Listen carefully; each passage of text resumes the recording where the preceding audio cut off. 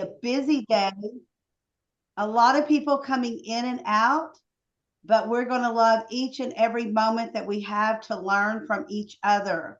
So, with that said, I want to go ahead and ask, where did Grace go? Grace, are you here? Yes. Grace, would you mind going ahead and doing our prayer for us, please? We can't hear you. Okay. There you go. Can you hear me? Yes. I've got my audio on. Yeah. You can hear me now? Yes, you're good. Thank you, Grace. Dear God, creator of the universe, and we just pray that you will be with us this day as we meet together and talk about mindfulness and keep you in mind as we speak, and just be with every speaker here and help us to glean something from what everyone says. In Jesus' name. Amen. Thank you, Grace. Thank you so much. And just so that you guys know, I put Grace on the spot. She did not know she was going to do this. The lady I asked to do this is not here yet. And you know what? We have to get started. We are busy people, and today is full. I want to go ahead and let everyone know, if you don't already have a pen and notebook or notepad of some kind, please go ahead, go get that now, because we are going to take lots of notes and we're going to play a couple of games that you'll want to participate in and have a notepad ready for. Electronically or paper, it doesn't matter. I know if you received your speaker boxes by now, I hope everyone has. There's a notepad and pen in there. Grace, did you receive yours yet? Craig, Carl? Yes, I received mine. Thank you. Very nice. No? Okay. Yes, My mine came in Canadian. last minute. I think it might have been because I'm up in Canada. Okay, yeah. Just got here at the last minute when I came back in the house this morning. Oh, wow. Okay. You know, I mailed them almost a week and a half ago, but we had the holiday in there. So maybe that threw everything off. I'm up in Canada as well.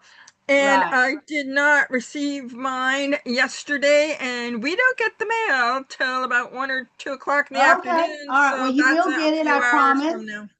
You will get it. All right. I'm going to go ahead and ask everyone to, there will be time to put everything in the chat that you want to put in there, but I'm going to ask for you not to put it in the chat until I ask you to, because I want you to really focus on the speakers today. But there will be plenty of time right now if you want to go ahead and put in, how can LaDonna reach me? How is Jasmine going to reach Tamra if she wants to? Because that's why we do these things. We do these workshops and summits so that we can connect to one another, network, and collaborate with each other. So remember that. Let's make sure we're doing all the right things. So go ahead and put in your information, not your events coming up, just the information where we can contact you. My buttons aren't working. I have to go. I'll be right back. Okay. Thank you, Tamara, and I'll be watching for you. All right. Okay, with that said, I am going to go ahead and turn over the next 25 minutes over to, well, first of all, I'm going to make sure Dr. Lawana is ready with the clock. Dr. Lawana, are you ready? Unmute, please. Sorry about that. I was muted. I have 2 clocks going here in case one messes up here. So can we see the clock when it starts? Yes, hold on here. She's got 25 minutes? Yes. Okay. And Faith is going to start us. And while you're doing, okay, don't start it until she starts speaking, please. If you can. I just wanted you to see that it was there. Yes, perfect. Everyone's seeing the clock? Awesome. I'm going to keep my hand up so you know where to look for it, all right? Perfect. Okay. That'll help all of us. Okay, Faith is a business strategist, grant writer, and founder of ALO Savitas. Consulting, who helps small business owners and nonprofit leaders move from overwhelmed to clear, profitable growth. She supports founders in building strong infrastructure, securing funding, and scaling with confidence without burnout. Faith has helped organizations grow and generate over $10 million in revenue, pairing strategic clarity with practical action for long-term success. Come on down, Faith. Give us what you got, girl. Awesome. Thank you, LaDonna, for allowing me to be the kickoff. No pressure whatsoever. But good morning, everyone. I'm going to go ahead and bring up my slide. So give me 1 second. Okay, slideshow. Make sure I can still see everyone over here. Can you guys give me a thumbs up that you can see my presentation? Wonderful. For some reason, now it's not letting me see my notes, but that's okay. We're just going to roll with it. But good morning, everyone. My name is Faith Rivera, and I am the CEO and Principal Consultant at Aloe Civitas Consulting. Today, what we are going to talk about is your CEO mindset. And the CEO mindset, just in my journey of running multiple nonprofit programs, of running my own business for the last 12 years and my consulting firm for the last 4, is really what I think sets people apart from being able to scale their organization in a way that is sustainable, but also bring you the success that you desire. So I want to start us off with a question for you just to ponder. You don't need to put it in the chat or you don't need to raise your hand, but I just want you to think to yourself, if your business doubled tomorrow, would the current way that you are working it survive? And that question, even for me, sometimes kind of kicks me in the gut, right? Like if you went from where you are now and doubled it tomorrow, would you be able to sustain that operationally? And I would say for probably at least half of us, if not more, the answer would probably be no. And that question right there allows you to see the difference between operating a business and leading a thriving one. So just want you to keep that in mind. Being a CEO is not necessarily about doing more. You know, when you think of successful businesses, oftentimes what we first think about is all the things that they're doing. And I'm not here to tell you that I want to add 75,000 more things to your to-do list, because I know each and every one of you is already very busy and probably has a lot on your plate.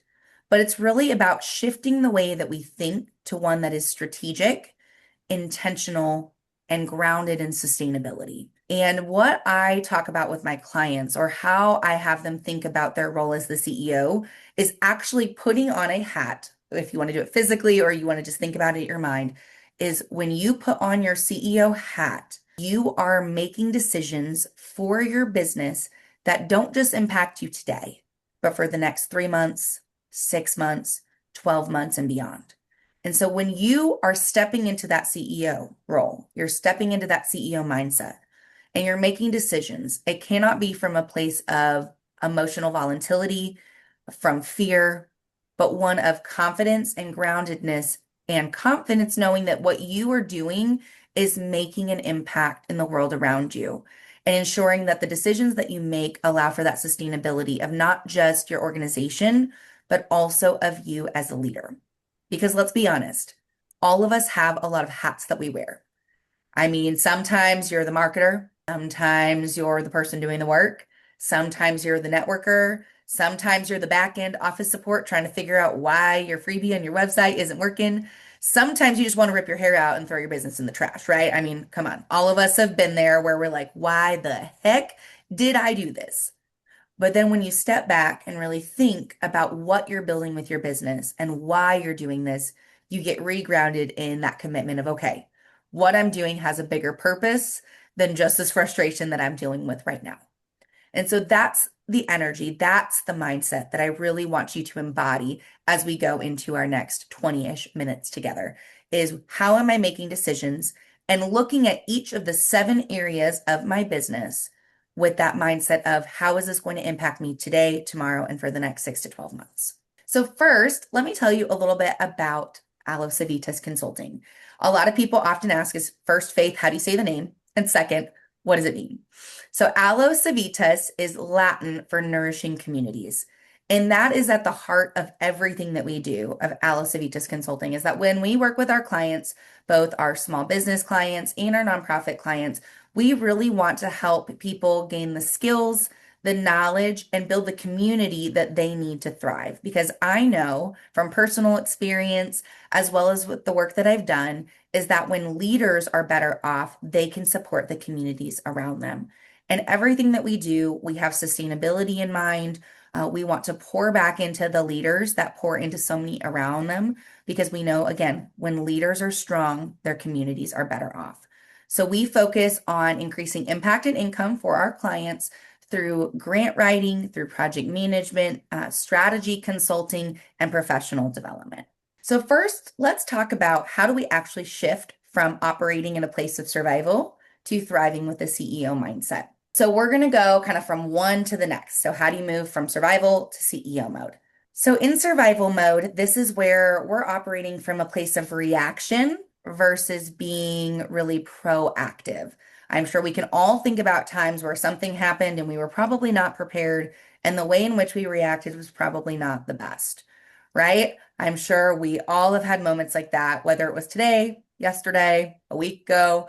But I want you to get to a place where you are really proactive in the decisions that you are making for your business. So being in survival mode is focusing on the immediate, the now, or operating from a place of crisis and survival. This could be that your nervous system is not regulated, that you are constantly in a place of fear with how your business is operating. And it's really hard for you to be in that CEO mindset of focusing on vision, impact, and growth. One of the things that people think about as a CEO, or when they think of a CEO, is that visionary, right? Each and every one of you, I'm sure, has visionary tendencies, or else you wouldn't have stepped into this role of starting and owning your own business. And as a CEO, that's your job. You're supposed to be focusing on the long-term impact, growth, sustainability, vision. That's probably what a lot of us really enjoy. I know for me, I'm not the one that wants to get into the weeds of all the nitty-gritty details, but sometimes I have to. And again, if I'm operating from that strong place of a CEO, I'm going to have to get into the nitty-gritty to ensure that we're sustainable. From survival mode of operating in scarcity mindset, transitioning to that CEO place of operating from a place of abundance. This is really where you leverage the people around you. You leverage the skills, the gifts, the talents of your network, but also understand that there are times that you're going to have to hire support. That doesn't necessarily mean I'm telling you need to hire out a whole team, but we cannot be good at everything. And how much time and money are you wasting doing things by yourself versus hiring someone that's their area of passion and expertise? For example, Dominique, who is on this call and be one of your speakers later, she is a systems guru. That is not my area of expertise. And so I knew as I was growing my business and wanting to scale to 7 figures that I could not do all of the things on my own. And so I've hired her as my fractional COO to be able to ensure our systems are operational and that they allow us to grow and scale to the place that we need to. Being in survival, and if we're operating from a place of uncertainty and fear, you're making decisions by anxiety and fear and probably from a scarcity mindset. But when you're clear and confident as that CEO that I know each and every one of you are capable of being, you're using data, confidence, and your own unique innate strengths to make decisions for moving your company forward. We cannot do this all in isolation. Community is so important. That is probably one of the keys that I wish that I would have learned earlier on in my business and in my CEO place. And that's why I'm so grateful that LaDonna puts on events like this is we have to have people around us. Again, we cannot be good at everything. And that doesn't necessarily mean hiring. That can be having partners that you can refer people to, or you can partner on a project or on a presentation. When you are able to bring people around you that support what you're doing, support your vision, but also can help you be better, that's how you build sustainably, not just as the CEO of your company, but also as a person. We were designed to be in community with one another, and operating a business is no different. And then lastly, moving from survival to CEO is you cannot be stuck in the daily grind every single day. How can you prioritize your time in a way that is the most high impact? Oftentimes you hear this thought of as working in your business versus on your business. It's really easy to get stuck in the mundane day to day, but how are you making those decisions that are most closely tied to your growth and your dollar? Okay. So we are very quickly going to go through each of the 7 areas that I want you to be thinking about the survival versus CEO mindset. And this is a presentation I could give over several hours, so I'm going to try to condense it as much as possible, but please feel free to reach out if there's areas that you want to go more in depth or you have questions on. So again, we talked about each of us wears 17,000 hats as a CEO of a small business. But when you boil it down to what hats we're wearing, you can put each of those into one of these 7 pillars or departments of your business. So I want you to think about your business as a huge scale operation just for a second. These would be the 7 departments that most organizations have. And this is also where, when you think of strategies for hiring, or you think about how other large scale organizations operate, they tend to have people within each of these 7 areas. But again, that may not be the goal that you have for your business, and that's okay, but making sure that you're spending intentional time in each of these 7 areas. So first and foremost is finances. Without cash flow, we have no business, right? So looking at our cash flow numbers, our revenue numbers, our profit numbers, numbers need to be your best friend. Data should drive your decisions of how you move things forward. Remove the emotion, especially if you are a person who is very emotional, and that's not a bad thing. That is a gift and a strength. But when you are making decisions based on data, emotions need to be taken out of it. And if you are unsure of your pricing, this is one of my favorite things to talk about, is your pricing should reflect the value that you are bringing, not just the time that you are spending. It is really important that you are operating your pricing in a way that is sustainable. Oftentimes, I think this is an area that a lot of small businesses struggle in because you want to be able to serve the masses, and that is great, and I applaud you for that. However, not everyone is going to be attracted to what you have to offer. And again, your pricing should reflect your goals of where you want to go, not necessarily where you are right now. So cash flow, profits, and pricing are really important to have solid in order to be able to grow, so that you're not strapped for cash at the end of every month and you look and you're like, oh my gosh, there's 5 cents in the bank account. How am I going to pay for that? So that is one thing. If you get nothing else from today, is look at your pricing. Second is what you're actually doing, your products and your service offerings. Are your offers clear to the general public? If you put your offer out there, would your ideal client know that it's for them?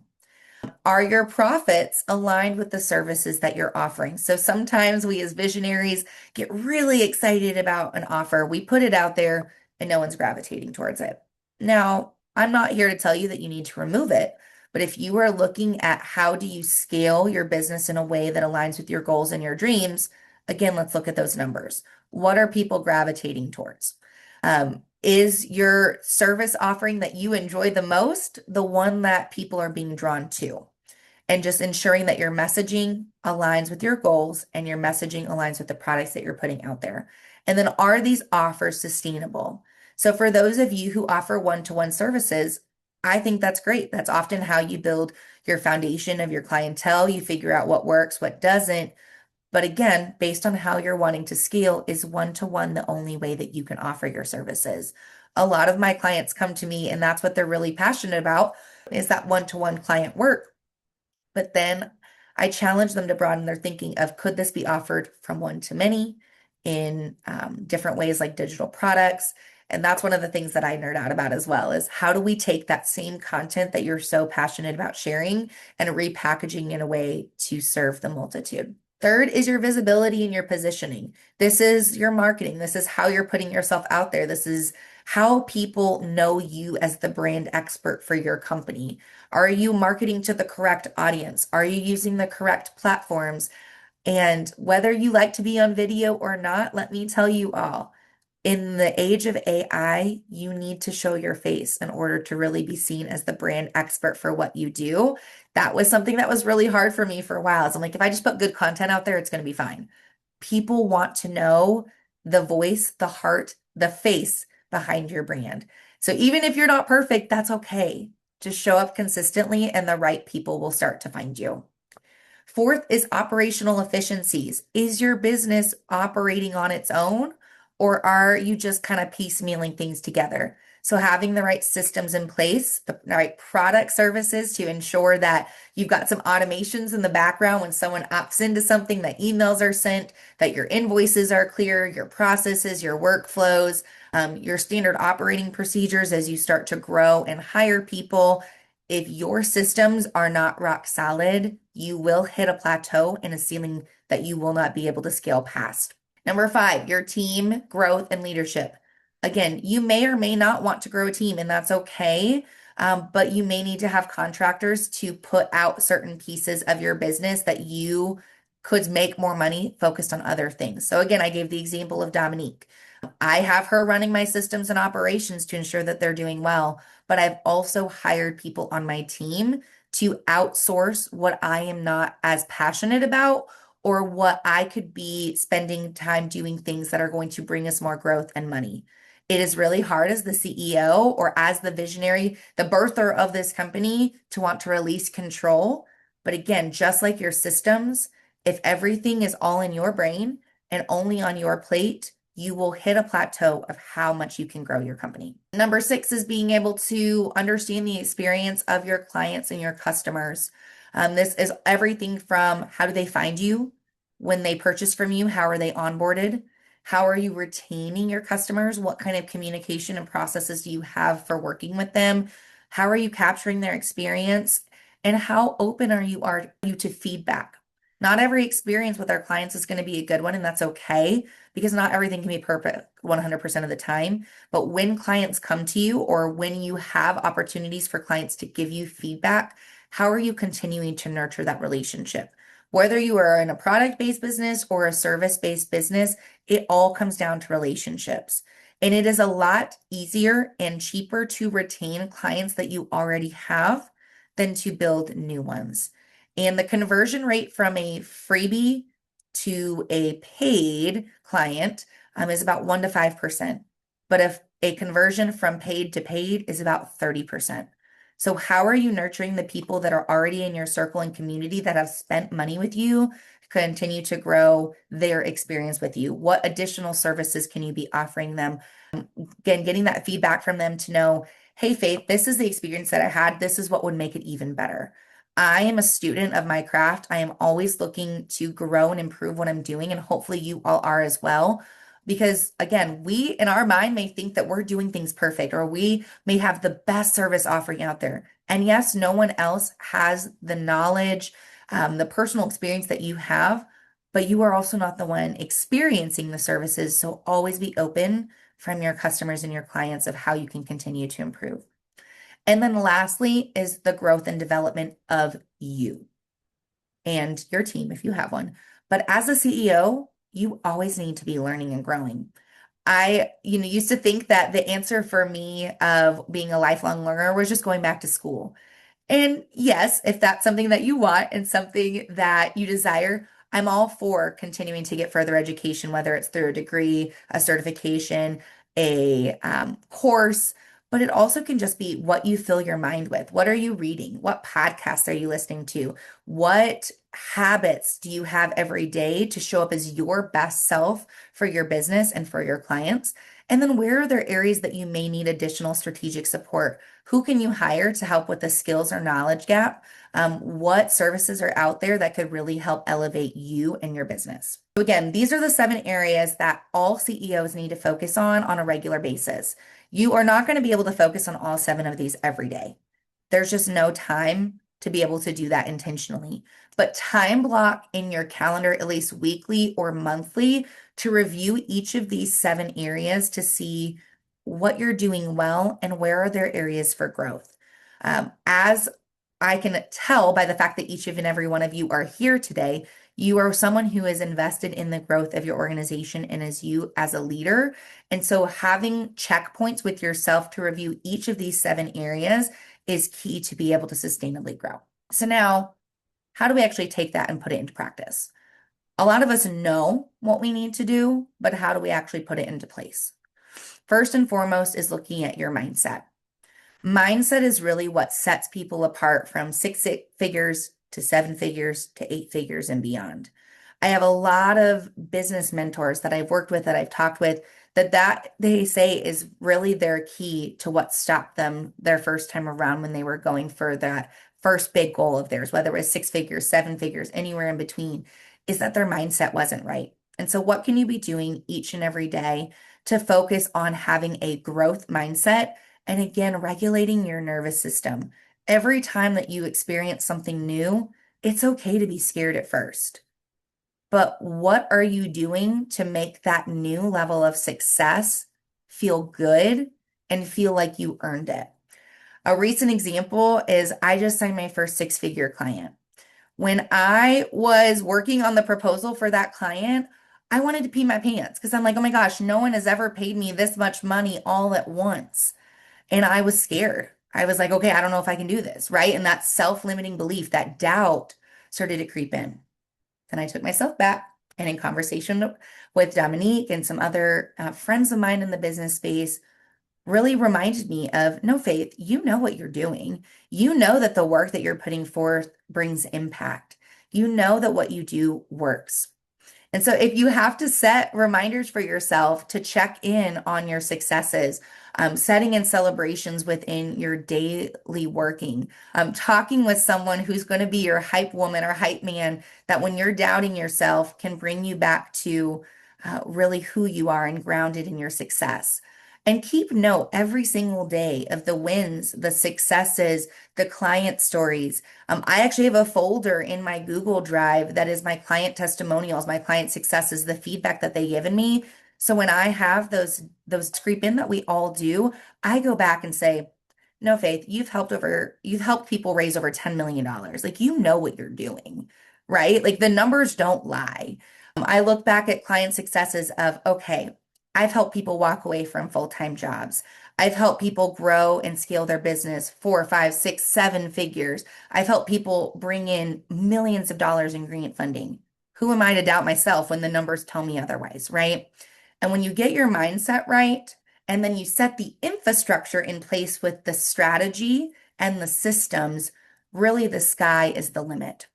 And so my challenge to you today, as we get into the last couple of minutes before we go into Q&A, is number one, do an audit of yourself. Look at those 7 areas and rate yourself honestly from 1 to 5. 1 being, oh my gosh, I didn't know this was an area of my business that I needed to focus on. And 5 being, I am an all-star. I could be running it with those big companies. I've got nothing that I need to change. And be really, again, honest and transparent with yourself. As the CEO, you have to be brutally honest sometimes and look at the good and the bad within each of these 7 areas so that you can identify how do you truly move forward. Where you are is not where you're meant to be. I know each and every one of you has goals, has dreams that you want to achieve, and making sure that you have the tools, resources, and knowledge to get there is really important. And so with that, I am happy to open it up for any questions. I do have a special offer today for anyone who really wants to dive in and understand your strengths or your areas of growth within each of those 7 areas of your business. Got a little QR code here that you can grab for an introductory offer for an audit. Or if you're like, Faith, I don't even know where to start, just send me an email and I can send you my coffee chat link. I'm happy to dive in with any of you. Find me on LinkedIn. Connect with me. I'm just excited to be of service to you all and help you grow to your next level of success. So thank you, LaDonna, for the time. That is awesome. Awesome. And if you Very can good. stop sharing your screen, that would Yep. be great. Awesome. All right. I want to open the floor up for question and answers. Who has a question for Faith? Mary Jane, come on down. Oh my God. Faith, can you, first of all, that was fabulous. Really well. I mean, really, really, really good. And my brain is in another ballpark, but at the same time, with your progression through the levels and to think of being given all that money at once, whatever we do, it would be a little paralyzing, because we don't know the end of our stories. And like, okay, and the cash flow, you're like, oh my God. So my question, did you at any time when you were struggling and you're wondering, okay, this is like, I know I can do this, but this thing is getting old. Did you have an epiphany where you're like, okay, I met that gal in this meeting, I met this one here, I need your help? Do you keep notes as you meet people that Yes. are like way ahead of you, but you never know? Yes, I am a connector. I'm a relationship builder. I always think that there is strengths in building community. And so the answer is yes and no. I do have within my CRM system a little place where I can put notes as I'm meeting someone if there is something specific that stuck out to me about them. I've also just learned to be very bold in my asks to people. If I like someone or I want to learn more about them or I want to pick their brain about something, I just ask. And I won't even be afraid to like buy them coffee, or if we have to meet virtually, I'll send them a Starbucks gift card. Is Sure. I know that in order to be able to grow personally as a CEO and to continue to grow my company, I can't be afraid to ask for help. That was really hard for me at the beginning, but then I realized through some quiet reflection, through some prayer, through talking with other people, that asking questions is really the only way that I'm going to continue to learn and grow. So I had to step out of my own way. Yep. And thank you. I don't Yeah. want to take the floor. That's That's great. awesome. That's awesome.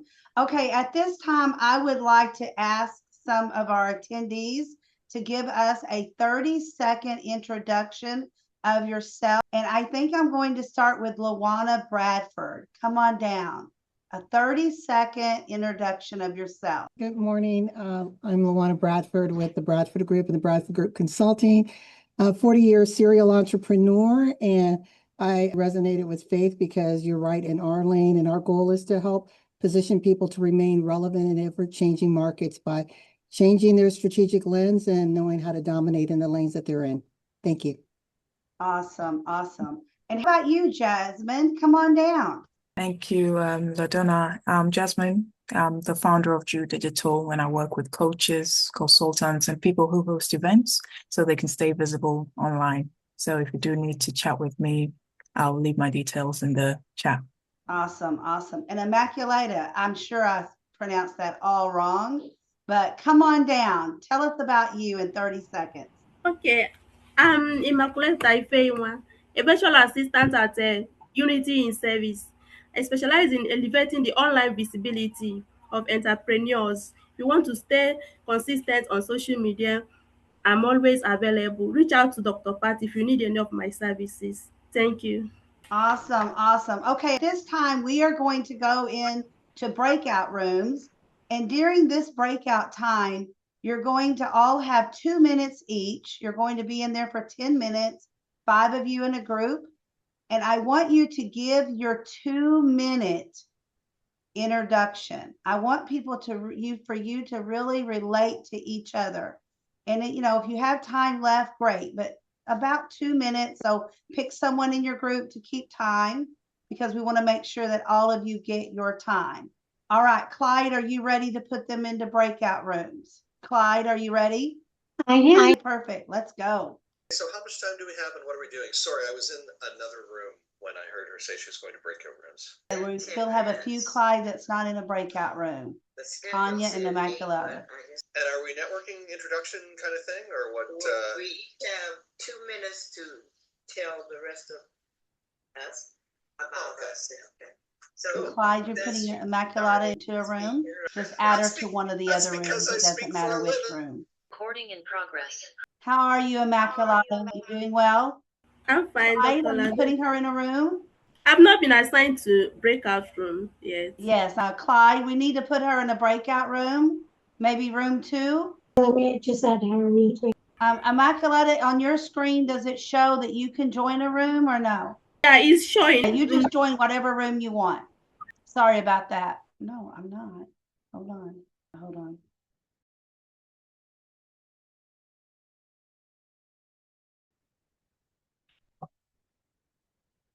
Hello, everyone. I hope you had a good time. Yes. Got to know each other a little better. Dr. Pat, tell me about your breakout room. What did you guys discuss? What went on? Anything exciting? Well, we do this so often, but it's always knowledgeable. And it was nice to meet Craig. Craig told us how he he was asked a question by Gail. How did he come to be a part of this event? And I always talk about communities, and it was just nice to hear him say that him and Brenda are colleagues. And then he learned from her about this event, and I was just smiling to myself because that's how community works. Yep. And then, of course, Gail asked one question about events after Tanya spoke about event hosting. And of course, that opened a floodgate of communication. So we was able to use our time very wisely. Oh, I love hearing that. I love hearing that. Dr. Lawana, tell me about your breakout room real quick. Well, I met Carl for the first time and I learned something, and that's that our brands have sounds.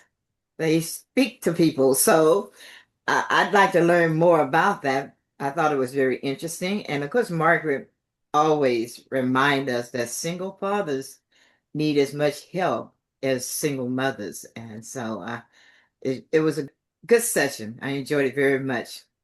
Thank you both. Awesome.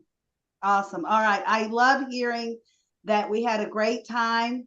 It sounds like we found some new friends, new connections. Take those connections, network with them, and start your collaboration. That's what this is all about.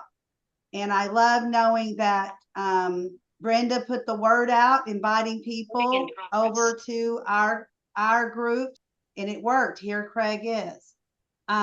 With that said, Miss Tamra, are you ready to come on down? Oh, I think I'll take another 5 or 10 minutes. No, I'm just kidding. I'm just kidding. Just kidding. Anyway, good morning, everybody. My name is Tamra Lee Patrick, and I am the owner of Pivot Coaching for Restarting You. Dr. LaDonna, thank you so much for this opportunity. And today I want to talk to you about pivoting with a purpose into 2026 without all that stuff from 2025. So, as we start this, I would like to talk about where we're going. But instead of talking about where we're going, I want to acknowledge one thing. Most of us are where we standing. Where are we standing? Most of us walked into 2026 excited. Some of us walked in exhausted. Some of us walked in hopeful, but cautious. Because guess what? 2025 asked way too much of us. Anyway, here's the truth, and it's not said out loud enough. You don't pivot because life is going well.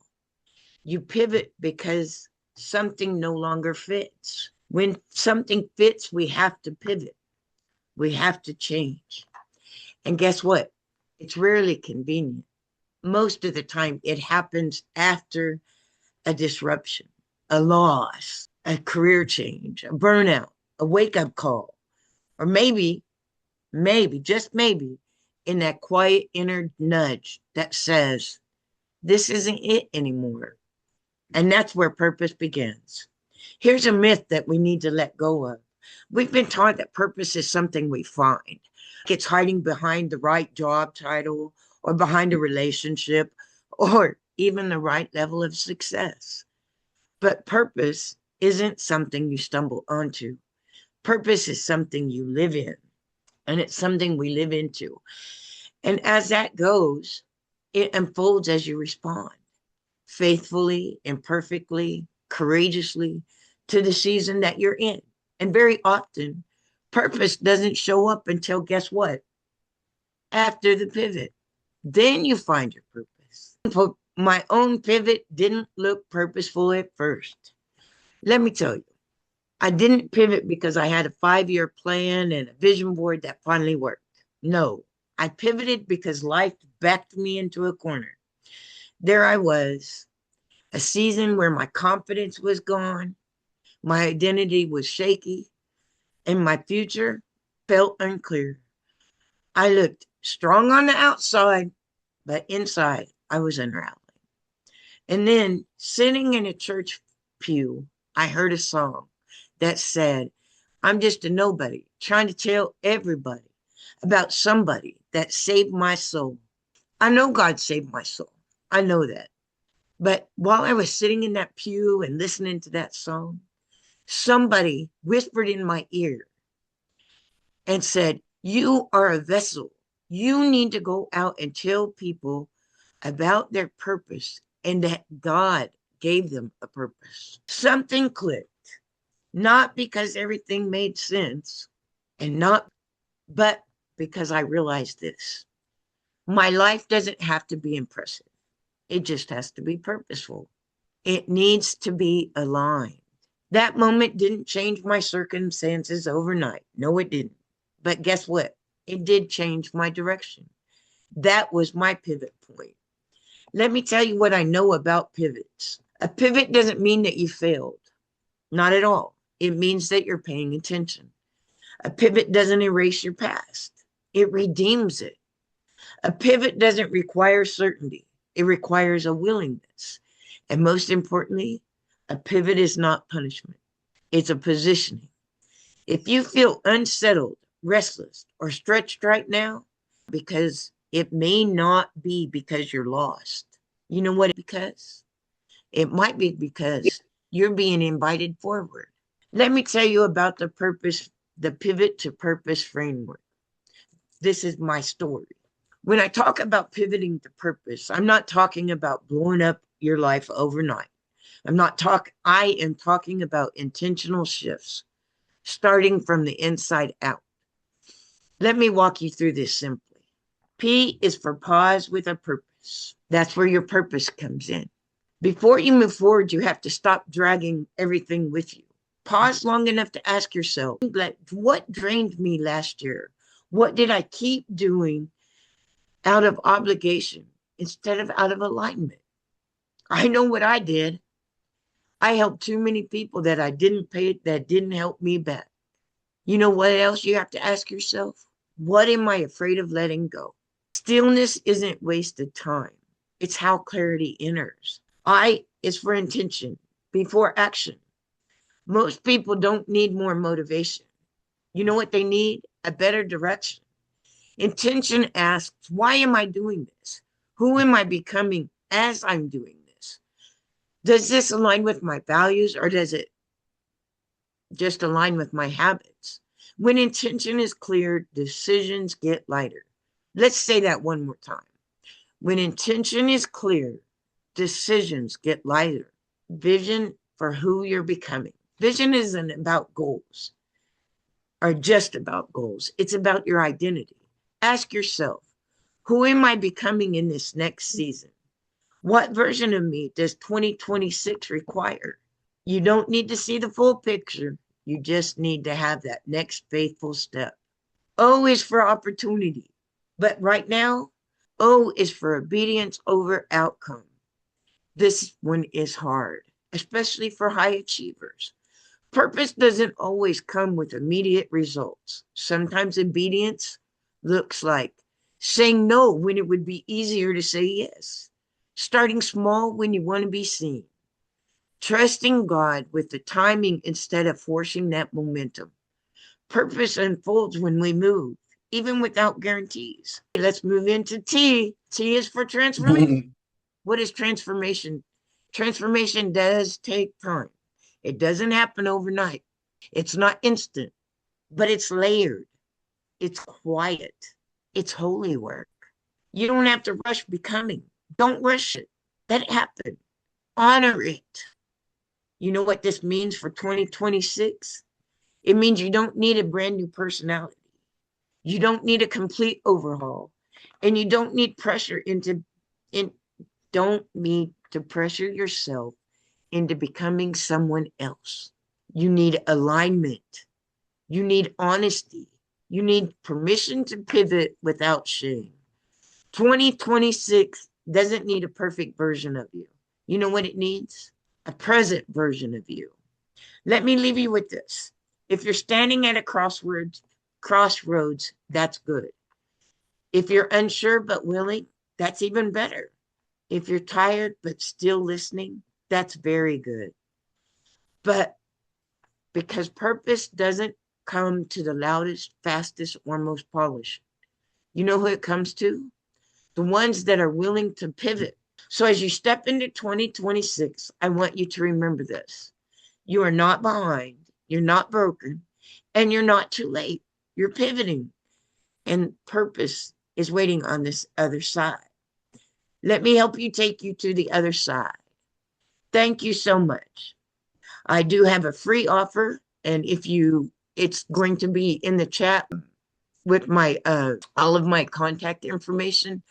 And I also have an ebook that's going to be free for now until Tuesday. Thank you so much for your opportunity, Dr. LaDuana, and thank you guys for paying attention to me. Have a good day. That was awesome, Tamara. Thank you so very much. Who has a question for Tamara? Any questions for Tamara on pivoting? Tanya, come on down. Unmute, please. Tamara, did you find that pivoting, you had to actually change or find yourself before you could pivot? I think that as you're pivoting, you find yourself. I think while you're pivoting, you can find yourself.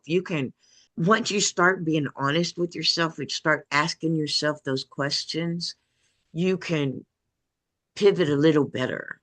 Does that make sense? Yeah. Did I answer your question? Yes, you did. Thank you. You're welcome. Awesome. Anyone else have one more question for Tamara? Anyone? Mary Jane, come on down. I do. Thank you. Tamara, I just have to ask, since it helped me and it worked really well.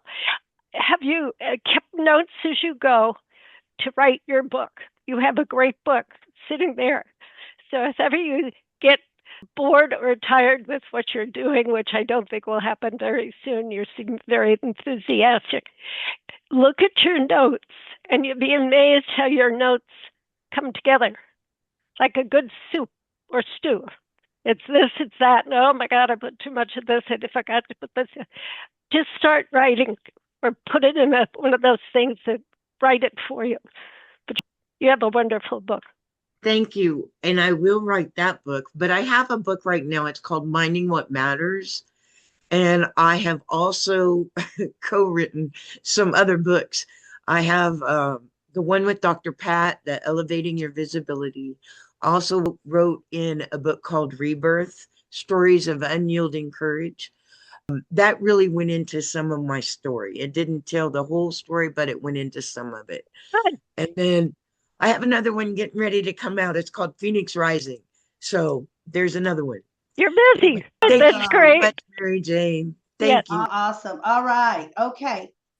Looks like it's time for Tanya. Tanya, are you ready? Come on down. And Tanya has 10 minutes coming up. I'm ready. All right, let's go. I want to talk about going from survivor mode in your business to event architect in your business. Not too long ago, survival wasn't a mindset. It was my reality. I was surviving 2 different cancers. I've survived breast cancer and I've survived bone marrow cancer. Survival is what you use to get through what you need to get through in that moment. And this is how some of us run our events. And here's what I learned from survival mode, that most entrepreneurs are running events from exhaustion, not intention. They're packed with too much content, no flow, no energy, and no clear outcome. Now, here's the difference between how a survivor acts and how an architect acts. Architects design events. Survivors react to events. An architect doesn't wake up and hope the building stands. They think about who's going to live in that building. They think about what the people want in that community for that building.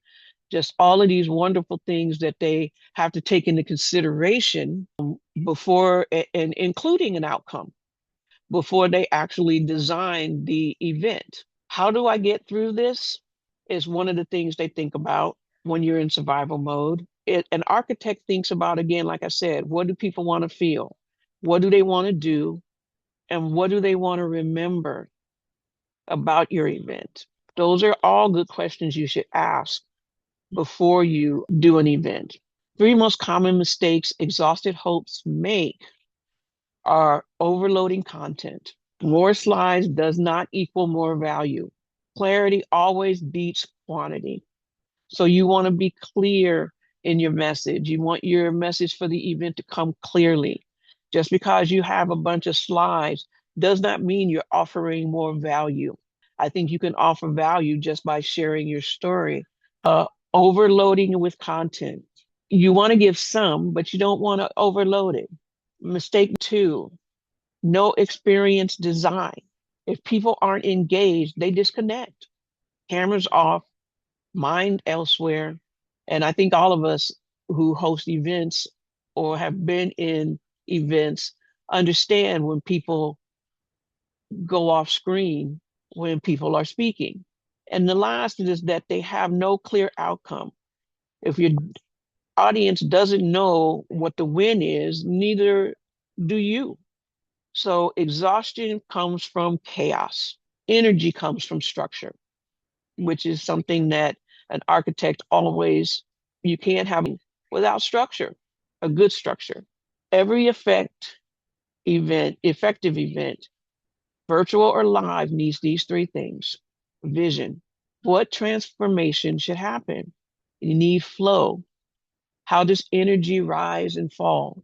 And intentional design. Every segment has a purpose. So as you're putting together your agenda for the event, what is the purpose? How do you line up your speakers so that what they're speaking on aligns with what your event and what the transformation is that you want to have happen? When you design this way, you speak less, but have more impact. Your audience stays present. Your event supports you instead of draining you. Now, as I said, being in survival mode with the cancers was very draining, but it was what I needed to do at the time. That's why I created legendary events to help entrepreneurs stop surviving their events and start architecting experiences that connect, convert, and feel good to the host. As a host, you should enjoy your events as well as enjoy the design that you put together. You don't have to have or be exhausted to be effective. So most of the time you think, well, I need to host a bigger event. No, you need to host the better designed ones.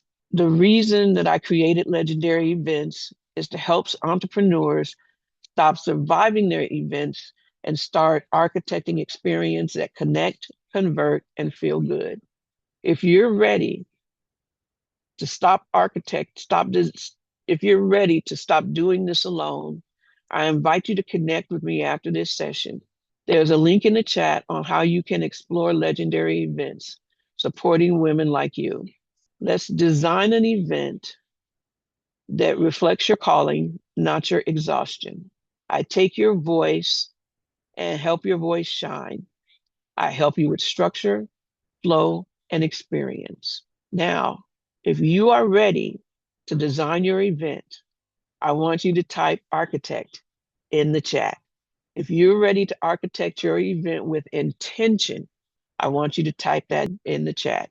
I'm offering a free coaching bite to discuss your ideas for events, to help you start the architect process for your events. The information will be in the chat. And at this point, I will take questions if you have any. Who has a question for Jasmine? Come on down.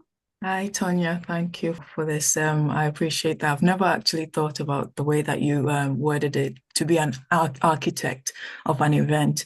And I also like the fact that you mentioned that when you are organizing an event, you need to enjoy the process, because when you do, that energy flows through you and people feel that. So I just wanted to say thank you. Really, I don't have a question. All right. Thank you, Jasmine. Hey, Jasmine, thank you so much. I will take one more question for Tanya. One more question for Tanya. Anyone? All right. With that said, we're going to go ahead and go out to breakout rooms again. It's going to be very similar to what you just did. We're hoping that you will be in a room of different people than what you were the first time. Clyde, are you ready? Yes, I'm here. All right, let's get them in their breakout rooms. So nice to have help. Here I am talking away. Oh my gosh. Okay, hope we met a bunch of new people, a few new people, had good conversation. Wait for a few more to get back here. Jasmine, tell us about your room. I was with Dr. Patricia and Tamara Patrick, and Awesome. we already know each other, so we took the opportunity to add value to each other by talking about, when you've done a presentation or when you're a business, how do you sell? And don't be afraid to sell. So we were talking, and Tamara said she's not the sort of person who likes to be sold to. So I told her, well, reframe your mind in this way. When you're selling to somebody, it's the value that you're adding to them that you have to have in mind. So that should shift your mind and help you to sell better. So that's what we discussed.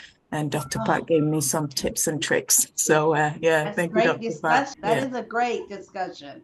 Great job, ladies. Great job. Thank you. Carl, how did your room go? It went great. Yeah, Grace let us off. It's funny because I've known Grace for a while. We had, I was with who was I in the room with again for the second time? Dr. Lawana. I just want to make sure I got the names right. So we were in the same room together for the second time. But then we got reconnected, Tanya. And Tanya, I think we met at an event 2 years ago that you hosted, LaDonna. So yeah, and we've definitely had some solid connections and a great room. Awesome. All right, Dr. Lawana, will you go ahead and introduce me, please? Dr. Lawana. Sorry about that. I was muted. Dr. LaDonna McAfee is a level up strategist for business growth, networking mastery, and breakthrough strategy. With over 40 years in entrepreneurship, leadership, and consulting, she helps founders build with purpose, not burnout. Known for her southern charm and honest guidance, LaDonna blends resilience, connection, and strategy to help others rise. A former teacher, international best-selling author, and global speaker, she empowers leaders to stop dreaming and start building. Please put your hands together and let's give LaDonna, our host, a very warm welcome. Thank you, Dr. Lawana. Awesome, awesome. All right, so it's my turn to speak, and I have a question for you. Do you have the mom, the real mom, the mindset of permission? Who gave you the right and why you don't need it? Let me ask you something uncomfortable. Who are you waiting on? Not out loud, not logically, but deep down, who still needs to say yes before you move? A boss you don't have anymore? An audience that hasn't shown up yet? A partner, a parent, an industry, a market? Are you waiting on a title? Here's the truth most people never say. You're not stuck because you can't move. You're stuck because you're waiting for permission. And the scariest part, most of the rules you're following were never actually given to you. You assumed them. At some point in your life, you learned this equation. If I do it the right way, if I'm approved, if I'm qualified enough, if I'm chosen, then I'm allowed. But here's the mindset shift that changes everything. Permission is not granted. Let me rephrase that. Permission is not granted. It's claimed. Claim, claim, and claim it. No one hands you authority over your life. You decide when you stop asking. Think about how much energy you've wasted on explaining yourself, justifying your next move, waiting to be validated, hoping someone notices your readiness. Meanwhile, The people you admire most, they weren't more prepared. They were less dependent on approval. They didn't ask, am I allowed? They asked, am I willing? Willing to be misunderstood, willing to be early, willing to be seen before celebrated, willing to disappoint others to stop disappointing themselves. Here's what permission mindset really sounds like. Once I know more, when they are on board, after someone confirms this is right, and here's internal authority mindset. I trust myself enough to move. I'll adjust as I learn. I don't need consensus to commit. Let me be clear, this isn't recklessness. This is self-leadership. Because external validation is borrowed confidence. Internal authority is owned confidence. And borrowed confidence expires. If you're always waiting to be chosen, you'll never choose yourself. If you need applause to act, you'll stop when the room gets quiet. But when your permission comes from within, you move even when no one is watching. So let me ask you again, this time more directly, who gave you the right to want more? Who said you could change, grow? That word pivot that Tamara brought up, lead, side. No one. Good, because you don't need their permission anyway. The moment you stop asking for approval, you reclaim your power. And the moment you reclaim your power, everything accelerates. Not because the path gets easier, but because you stop hesitating at the door. So here's your invitation. Stop waiting. Stop asking. Stop shrinking your vision to fit other people's comfort. You are not behind. You are not unqualified. You are not almost ready. Have any of you went through these things? Probably, and probably will again. You're just done outsourcing authority. And that decision, that single internal yes, changes everything. No one, and I mean no one, is coming to give you permission. So stop waiting and start leading, because permission isn't granted at the door. It's claimed when you walk through it. I would like for you to just raise your hand if you've ever been there.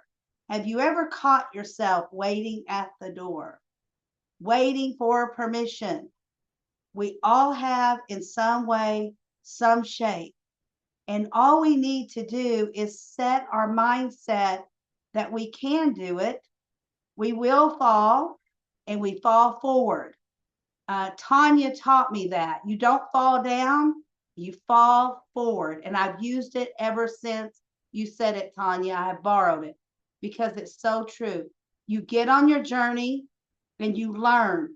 I learn every day. I cannot tell you how much Dr. Patricia Rogers has taught me over the last 3 years of this business.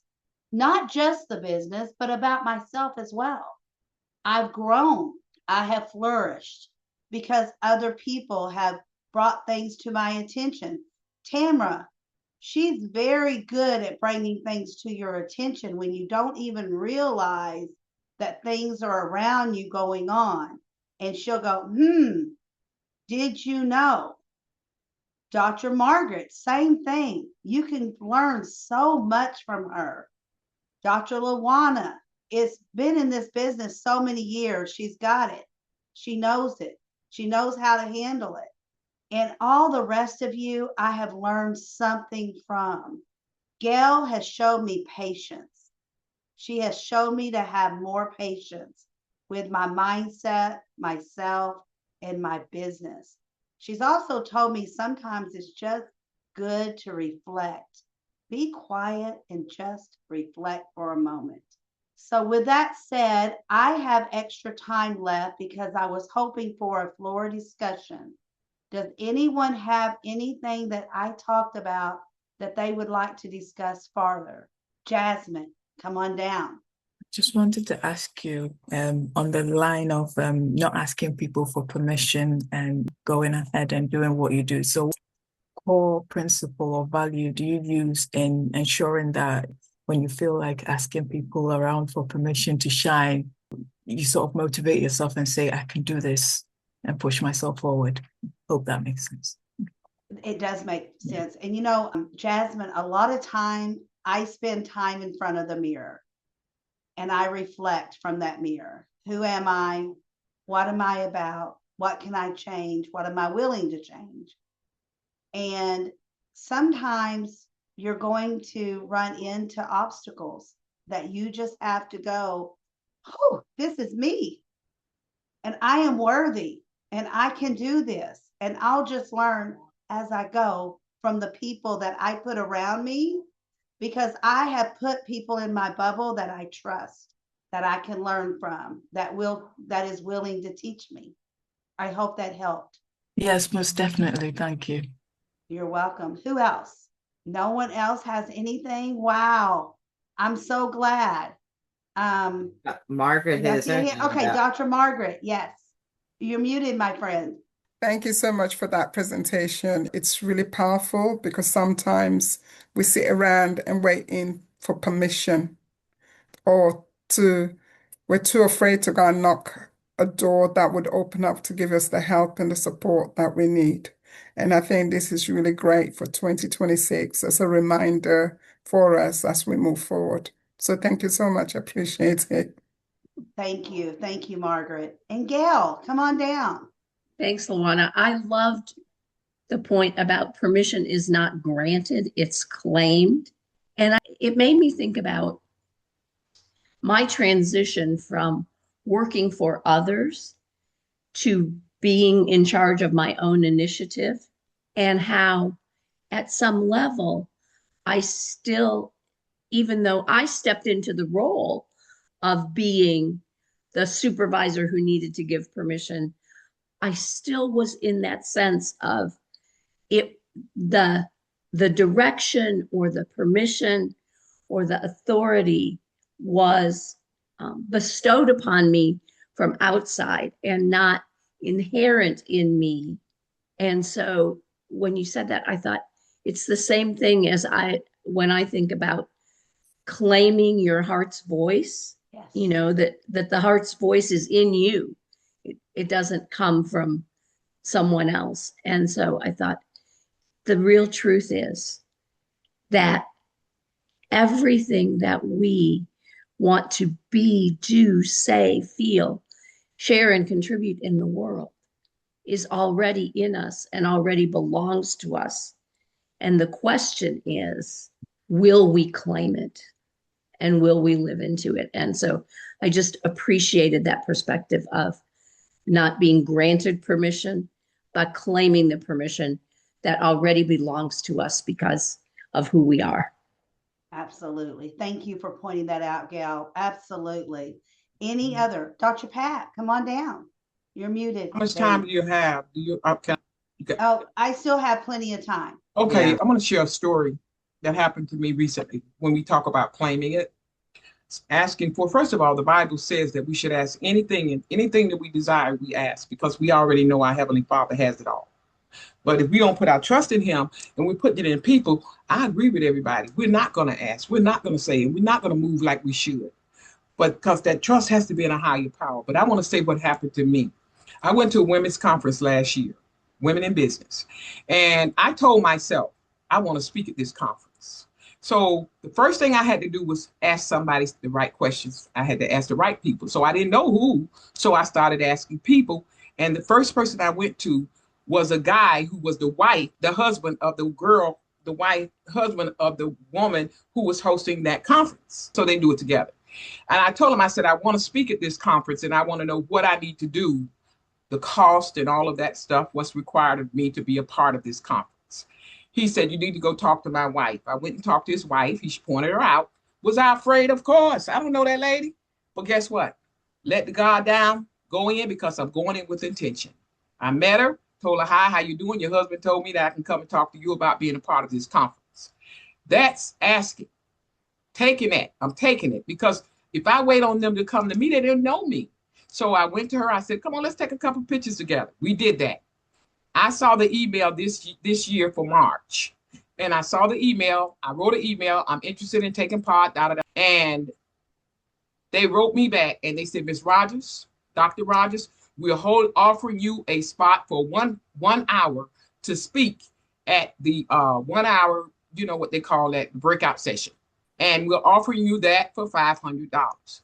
For me, $500 to speak for an hour in front of, they bringing all the people together. Yeah. So my point is this, if I never asked, and then when I talked to him yesterday, because I'm trying to maneuver this website, I'm like, I got to pay for this before I miss this spot. I called the number that I saw on the screen, and the person answered the phone. I said, "This is Dr. Rogers. I'm calling because I'm trying to secure my spot for this, whatever it's called." Okay, so the guy said to me, he said, "I know who you are." He said, "I'm the one you talked to at the conference last year." He said, "I want you to know that we waiting on you." He said, "We have watched all of your social media stuff." He said, "You are doing your thing." He said, "We see the events that you're hosting." He said, "We'll wait." And then on top of that, it ended up. He asked me, he said, "Before we hang up, I want to ask you one more question." So he walked me through the process to pay. I even said, put me in the magazine, give me a full page. I don't want no quarter. Give me. Why? Because I'm trying to market myself in Atlanta. So when we have that in-conference event, for y'all to come down here, we'll have more people than we had before to take part. So my point is this. If I had set on my feelings and my emotions, that door of opportunity would not have opened. So I have to agree with you, Dr. LaDonna, that this is an awesome topic that you have. You have to take it by force because God said you can. It's yours. And when I closed with him yesterday, he said, the last thing I want to ask you is this. He said, I know you're a minister. He said, and we don't have anybody do the prayer at the prayer breakfast. I didn't tell that man, I don't call myself no minister. Everybody else called me a minister. But I didn't deny that. I'm anything you say I am, and God says, and I say I am. I said, yes, I'll be happy to do the prayer. So that's on us. How does that happen? I'm still asking. But ladies and gentlemen, it's yours for the asking. But you got to claim it. Absolutely. I knew this was going to be a great topic. I knew it. In my heart, I knew that. I didn't know what I was going to speak on. And then last week, it just came to me. And, there's always a reason. Any other comments or questions? Dr. Lawana, come on down. I just wanted to say I totally agree with both Gail and Dr. Rogers. When thinking back, I have to realize all the things that have happened in my life were things I asked for as a child.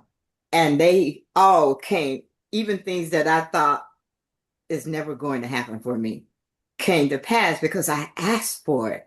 Took me a while to actually claim it, as Dr. Rogers, Gail was saying, but we all have in us. I firmly believe that if there's something that you truly desire that is not going to hurt or harm someone else, and it is on your heart very strongly, it is because God has placed it there, and it means you have everything you need in order to accomplish it. And what you don't have, look at all these people here.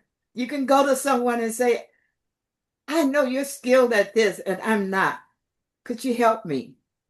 So it all takes changing how we think of here.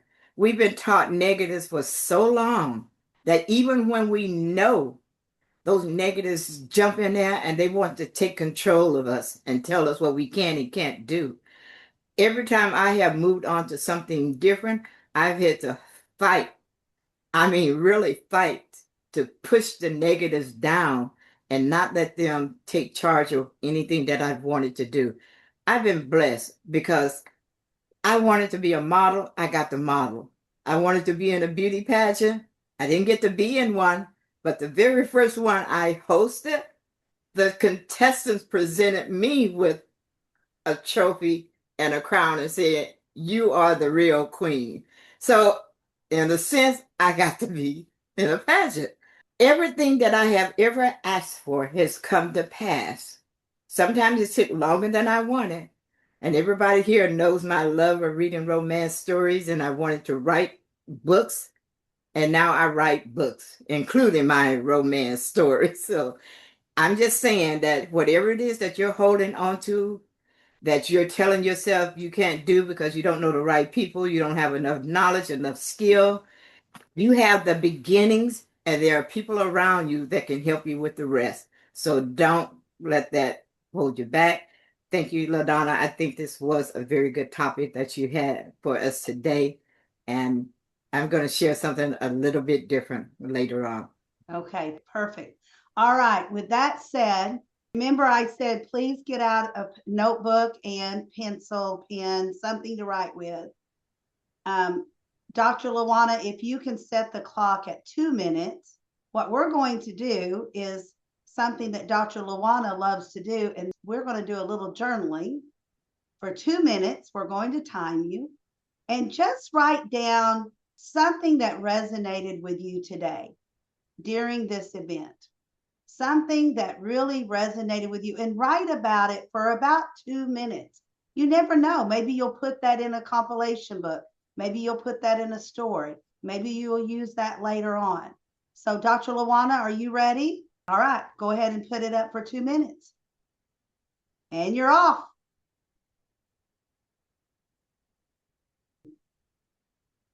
Okay, I wanted to do this exercise today because I hear so many people say the famous line, I don't have time. I don't have time to write. I don't have time to journal. I don't have time to do that book that I've been wanting to do for so long. We just wrote for 2 minutes.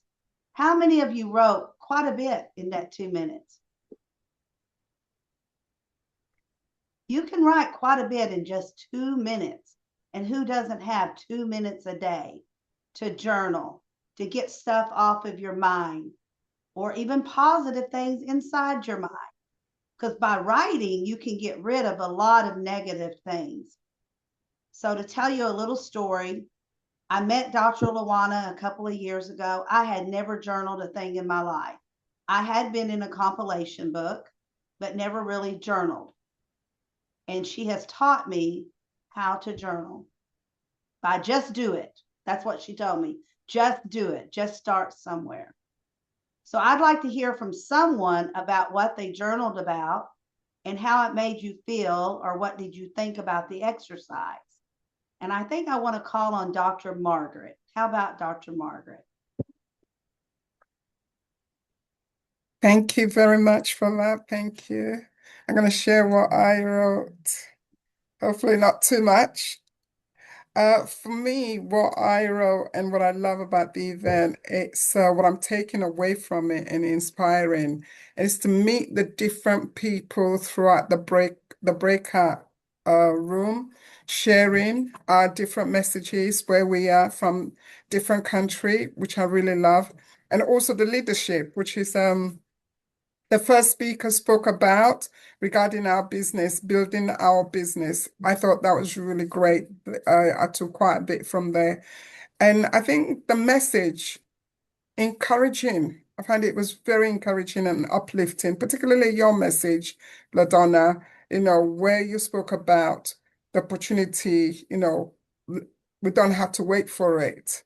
I find that was really encouraging for me. What can I use as I move forward? Like, for example, I struggle in terms of calling people to book them to speak, but just that listening to your word and what Dr. Patricia Rogers has been saying for a long time, that's encouraged me a lot more as well. So yes, thank you so much for that. I appreciate it. Awesome. See, she got a lot of things done in 2 minutes, a lot of writing. I love it. I love it. Okay, with that said, Dr. Lawana, you are up next. Can you go ahead and set the clock for yourself for 10 minutes?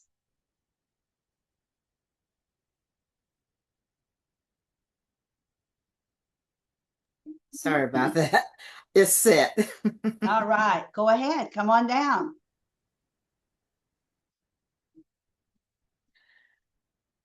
I want you to take a moment and just kind of either close your eyes or picture in your mind.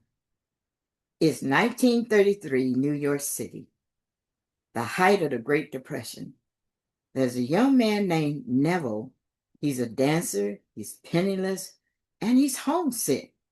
He hasn't seen his family in Barbados in years. He has no money for a ship ticket, let alone the fancy clothes or the status required for such a trip. He goes to his mentor, an eccentric and deeply wise man named Abdullah. He tells him his dream. I want to go to Barbados. Most mindset coaches today would tell Neville to make a vision board or write a 10 steps plan or start a side hustle. Abdullah didn't do that. He looked at Neville and he said something that sounded like madness. You are in Barbados, he told Neville that as he walked the cold green streets of New York, he had to mentally feel the Caribbean sun. He had to smell the salt air. He had to sleep as though he were in his mother's house in Barbados. Weeks went by and nothing happened. Nothing changed. No money appeared. No tickets arrived. Anxious and frustrated, Neville went up to Abdullah's house to complain. He started to say, Abdullah, it's been a month and I still don't have. And before he could finish that sentence, Abdullah slammed the door in his face. Through the closed door, Abdullah shouted, You are in Barbados. He refused to hear about Neville's reality. He refused to validate Neville's poor self. By slamming that door, he was telling Neville, if you are still talking about how you're going to get there, you are admitting you aren't there yet. And as long as you aren't there yet, you never will be. Thank you, Dr. LaDonna, for inviting me to speak today. We are all here today because we want change. We want the $30,000 new career, the better relationship. But most of us are still standing on the porch trying to tell the universe why we aren't there yet. For me, when I discovered this new way of thinking, I thought that might be part of my problem. So what I'm going to share with you today are 5 reset buttons. Most people fail at mind change because they think they have to be perfect. And they think if they have one negative thought, they failed at whatever it is they want to do. But Abdullah didn't expect Neville to be a saint. He expected him to be loyal to his new state of mind. Transformation isn't about never falling or failing. It's about how fast you get back up. And I think Tanya shared that with us today. When your poor self tries to reclaim its territory, and trust me, it will. You don't fight it. You just reset. So here are the 5 resets. The first one is to stop forcing the feeling. We've all been told to visualize, but what happens when you close your eyes and it feels like a lie? When you try to see the 30,000 and your brain says, who are you kidding? The resets, stop trying to force the picture.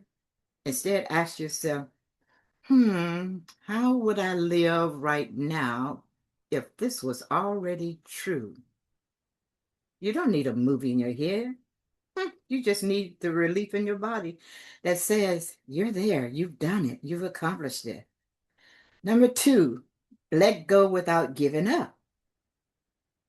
We all think that letting go means you don't want it anymore, but that's wrong. So our reset is letting go means you stop clutching it. It's the difference between holding a seed in your clenched fist and planting it in the ground. You only let go of the anxiety about the when or the how, but you keep the goal. You drop the stress. 3, the nothing's changed whisper, and we all have had that. You wake up tomorrow, check your mail, and the big contract isn't in there yet. Your brain will whisper, see, nothing's changed. But the reset says that it understands that the physical world is like an echo. When you yell into the canyon, there's a delay before the sound comes back. So the lack that you see today is just the echo of your old mindset. Don't react to that. Stay loyal to your newfound dream. Number 4, return to the center.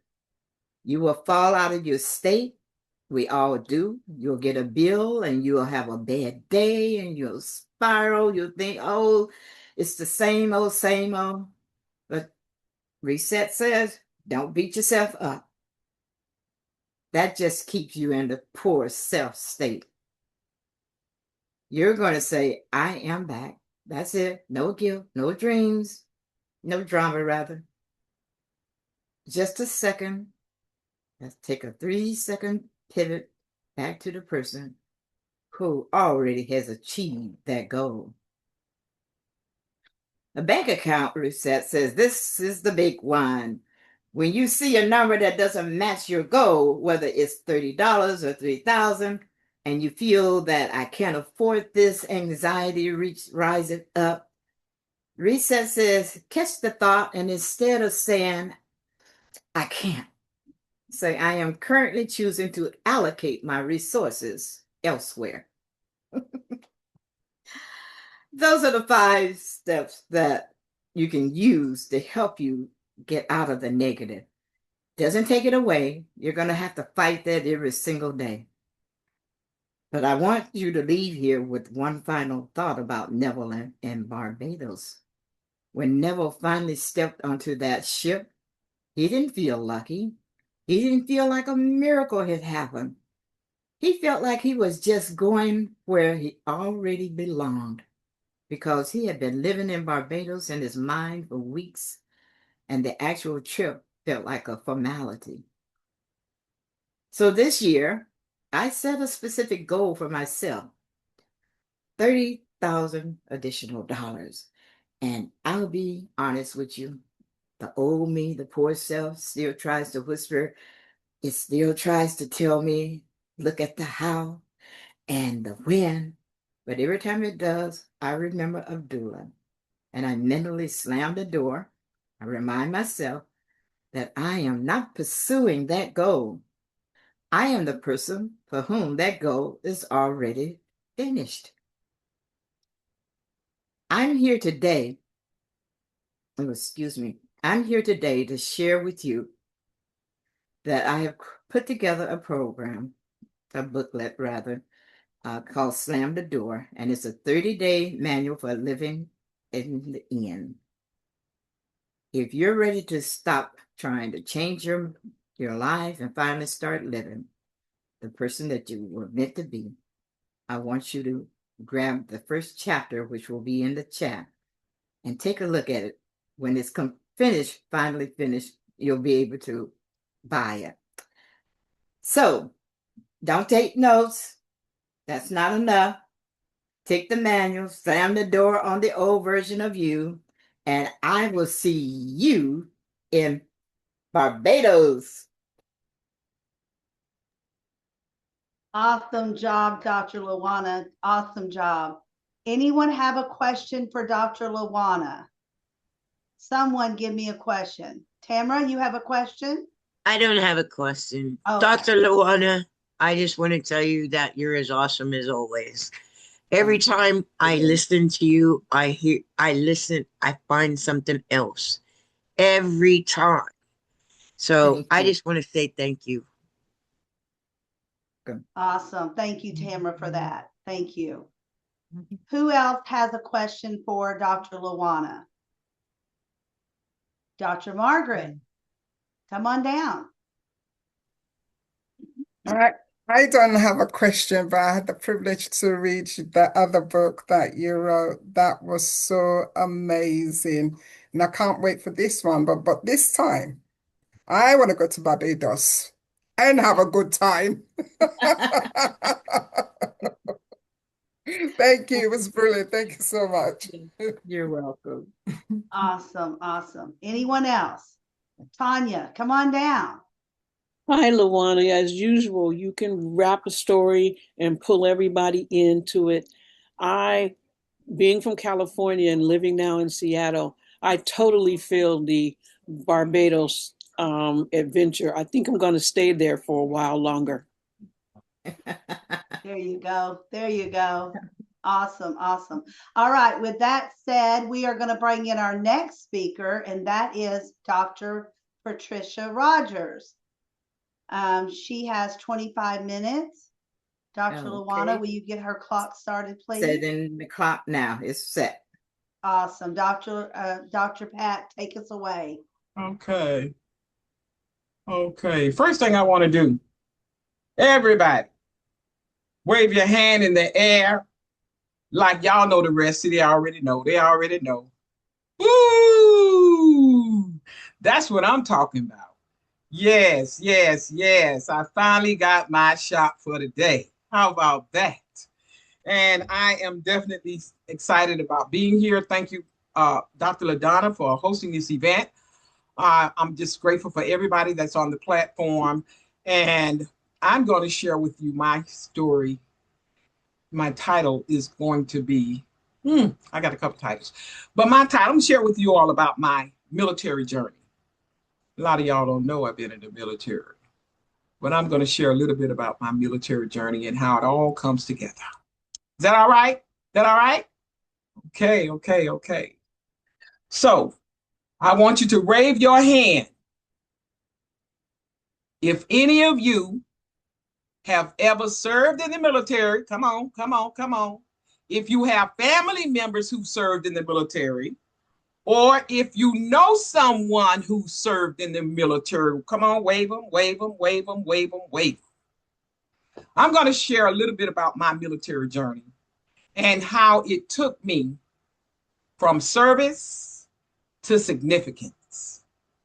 As a proud U.S. Army veteran and a retired corrections lieutenant after 29 years in law enforcement, I come before you today not only as someone who has served my country, but I come before you as someone who continues to serve. I serve through leadership, I serve in the community, and most importantly, ladies and gentlemen, I serve with purpose. I'm going to share how my military experience set me up for the come up, and it prepared me for my leadership role in this entrepreneur journey and in my career. Ladies and gentlemen, I served 12 years in the U.S. Army, which taught me discipline, it gave me structure, and it taught me about resilience. The military built my confidence to lead under pressure and, of course, to organize with precision. And these same skills have shaped my journey as a business owner. The military showed me that leadership, it's not just about titles, but it's about teamwork, service, and it's about accountability. Every event that I host, every entrepreneur that I serve is guided by these same principles that I learned while wearing that uniform. Serving both the country and in the corporate arena has taught me that my service never, ever truly ends. It continues to evolve over and over and over again. Our gifts never run out. They just keep evolving. as long as we are willing. I served our country in uniform, but I continue to serve globally as an entrepreneur, as a mentor, as a leader, and definitely, ladies and gentlemen, I serve as an example of integrity. Through my company, Unity and Service, I have created platforms for entrepreneurs to rise because my service didn't stop. It didn't stop, y'all, when I took off those boots. It shifted from the battlefield to the boardroom, from the missions to meaningful impact. And that's huge for me. My training taught me focus, perseverance, and the power of unity. These traits are what makes me unstoppable, not only on my entrepreneur journey, but in my life as a whole. Imagine this. If every entrepreneur and business leader applied these same values, honor, discipline, and integrity to uplift one another, we would cultivate future leaders and build businesses that's driven by purpose. We would cultivate businesses that causes a huge impact and definitely a lasting legacy. In the military, ladies and gentlemen, no one succeeds alone. We rely on one another. And that same principle applies in this entrepreneur arena and in life as a whole. Ladies and gentlemen, connections, they matter. They matter. And when entrepreneurs unite, we can break down some barriers. My motto in my business is, people need people. Because our collective strength, forged in service, keeps this entrepreneurial arena thriving. Now I'm going to tell you this. I'm going to tell you what the military did not tell me. They did not tell me that the training that I was going to receive in the military was going to assist me when I faced challenges in that corporate arena. So, ladies and gentlemen, during my 29-year career in law enforcement, I achieved lots of accolades. But I also faced challenges that left me feeling afraid. I felt inadequate. And sometimes I felt so unappreciated. Y'all know what I'm talking about? After about 8 years into my career, I decided to take the corporate exam, which was the first level of supervision. I took the exam and I passed it. But when my name came up on the promotional list, I was arbitrarily passed over. But when I was studying for that exam, I learned that employees had rights. And I also learned that there were rules in place that employees must follow if they wanted to file complaints. But what I did was not one of the rules. A door of opportunity opened. And it afforded me the opportunity to go before the 12 county commissioners, board of county commissioners, and I went on national television to plead my case. I persevered through that challenge, and Dade County had to promote me. About 4 years later after that, I said, oh, let me go ahead and take this sergeant's exam, get another promotion.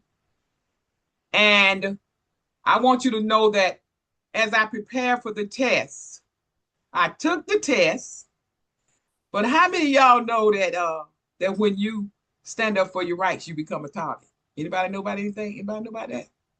So in my case, I became a bigger target because somebody was already after me. But I took the test, I passed it, and I came out, ladies and gentlemen, in the top 10 percentile. But when my name came up on the promotion list, wave your hand if you know what happened. Again, I was arbitrarily passed over. But I persevered through that challenge. And of course, they had to promote me. See, my goal was to retire as a corrections lieutenant. And I had one more test to take. But when it was time for me to study for the exam, it was always the fear of being passed over. So I didn't study. I almost threw in the towel. But as fate would have it be, what's for you, ladies and gentlemen, is for you. And even in your weakest moment, the times that you're struggling, trying to get through those unlimited beliefs and those feelings of, not being sure of yourself, even in that, God got your back. He sent 2 sergeants to my desk 2 weeks before the exam. And those sergeants came to my desk and they said, Rogers, are you going to take the lieutenant's exam? Ladies and gentlemen, I'm going to tell y'all something about those 2 ladies. Those 2 ladies, those 3 of us, we weren't close. But one thing about people, when they want to know about your business, they'll come talk to you. But they don't know they was a ram in the bush. Because they said to me, I said, I didn't take that test. I said, I'm not taking that test because I didn't study. And I'm sick of Dade County passing over me. Those 2 ladies said to me, they said, well, Rogers, we didn't study either. So let's just all go take the test and see what happens. I said, okay. So like I said about the military taught me how to face a challenge head on. And I looked at that as a challenge. I said, if y'all go, I'll go. So we all went down and took the test. And about 3 weeks later, I wasn't even thinking about the test because normally if you flunk the test, they just don't put your name on the list, which is good. And so I wasn't thinking about the test because I knew I hadn't prepared. And I went down to headquarters, the main building one day, about 3 weeks after the test, we took the test. I was looking for something and I went down to headquarters. I walked into the administration office and one of my administrators ran up to me and she said, Sergeant Rogers, congratulations. I said, congratulations for what? And she said to me, she pointed at the bulletin board and she said, you're number 5 on the lieutenant's list out of 78 people. How does that happen? So, of course, I was grateful for that. But my point is this. My goal was to retire as a corrections lieutenant. And Napoleon Hill says it best that your desire must be so strong that nothing can stop you from achieving your goal. And of course, when my name came up on the promotional list, again, I don't have to say it. But what I want to ask you all is this today. Did they think that by passing me over for those promotions was going to stop me and hold me down? For years, I supervised male inmates with 200-pound biceps who pumped iron daily. I supervised women and men inmates who had serious charges such as burglary, kidnapping, child molestation, and even murder. And they thought that they was going to hold me down by passing me over for those promotions. This is what I want you all to remember when people are trying to hold you down. And what about when you're holding yourself down? I want you to remember that with every success comes challenges and hard work. But when we face each difficulty and overcome them, it should move us into a space that inspires us to achieve even more success. Quitting, ladies and gentlemen, is never, ever an option. And Napoleon Hill says it best in his book, Think and Grow Rich. He says that your desire must be so strong that nothing will stand in the way of you achieving your goal. Nothing will stand in the way of you achieving your goal. And procrastination, ladies and gentlemen, is the enemy to your success. And preparation is the key to success.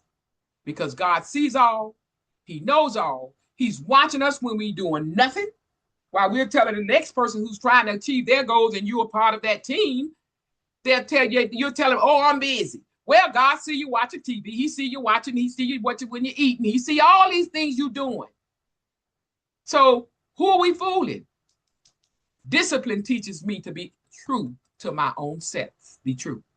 Put others before me, honor others. And this is what is a requirement. It's a discipline that we as leaders need to take on. If LaDonna sends me a message and I'm using her because I'm in her event, when she puts something in that chat and tell us, hey, do this, the link is here, whatever, I go to it and I do it expediently, because guess what? Now I can get back to what I got to do. And at the same time, I'm not holding her up. But sometimes we're so caught up in our own disciplines of our own selves that we forget about our brothers and our sisters. We forget I made a commitment. And y'all want to know why I'm like I am? That's why I'm like I am. Because the military taught me disciplines. Disciplines that will carry me, and not only carry me, but that will attract people to me that I will need to help me on my life's journey. So today, ladies and gentlemen,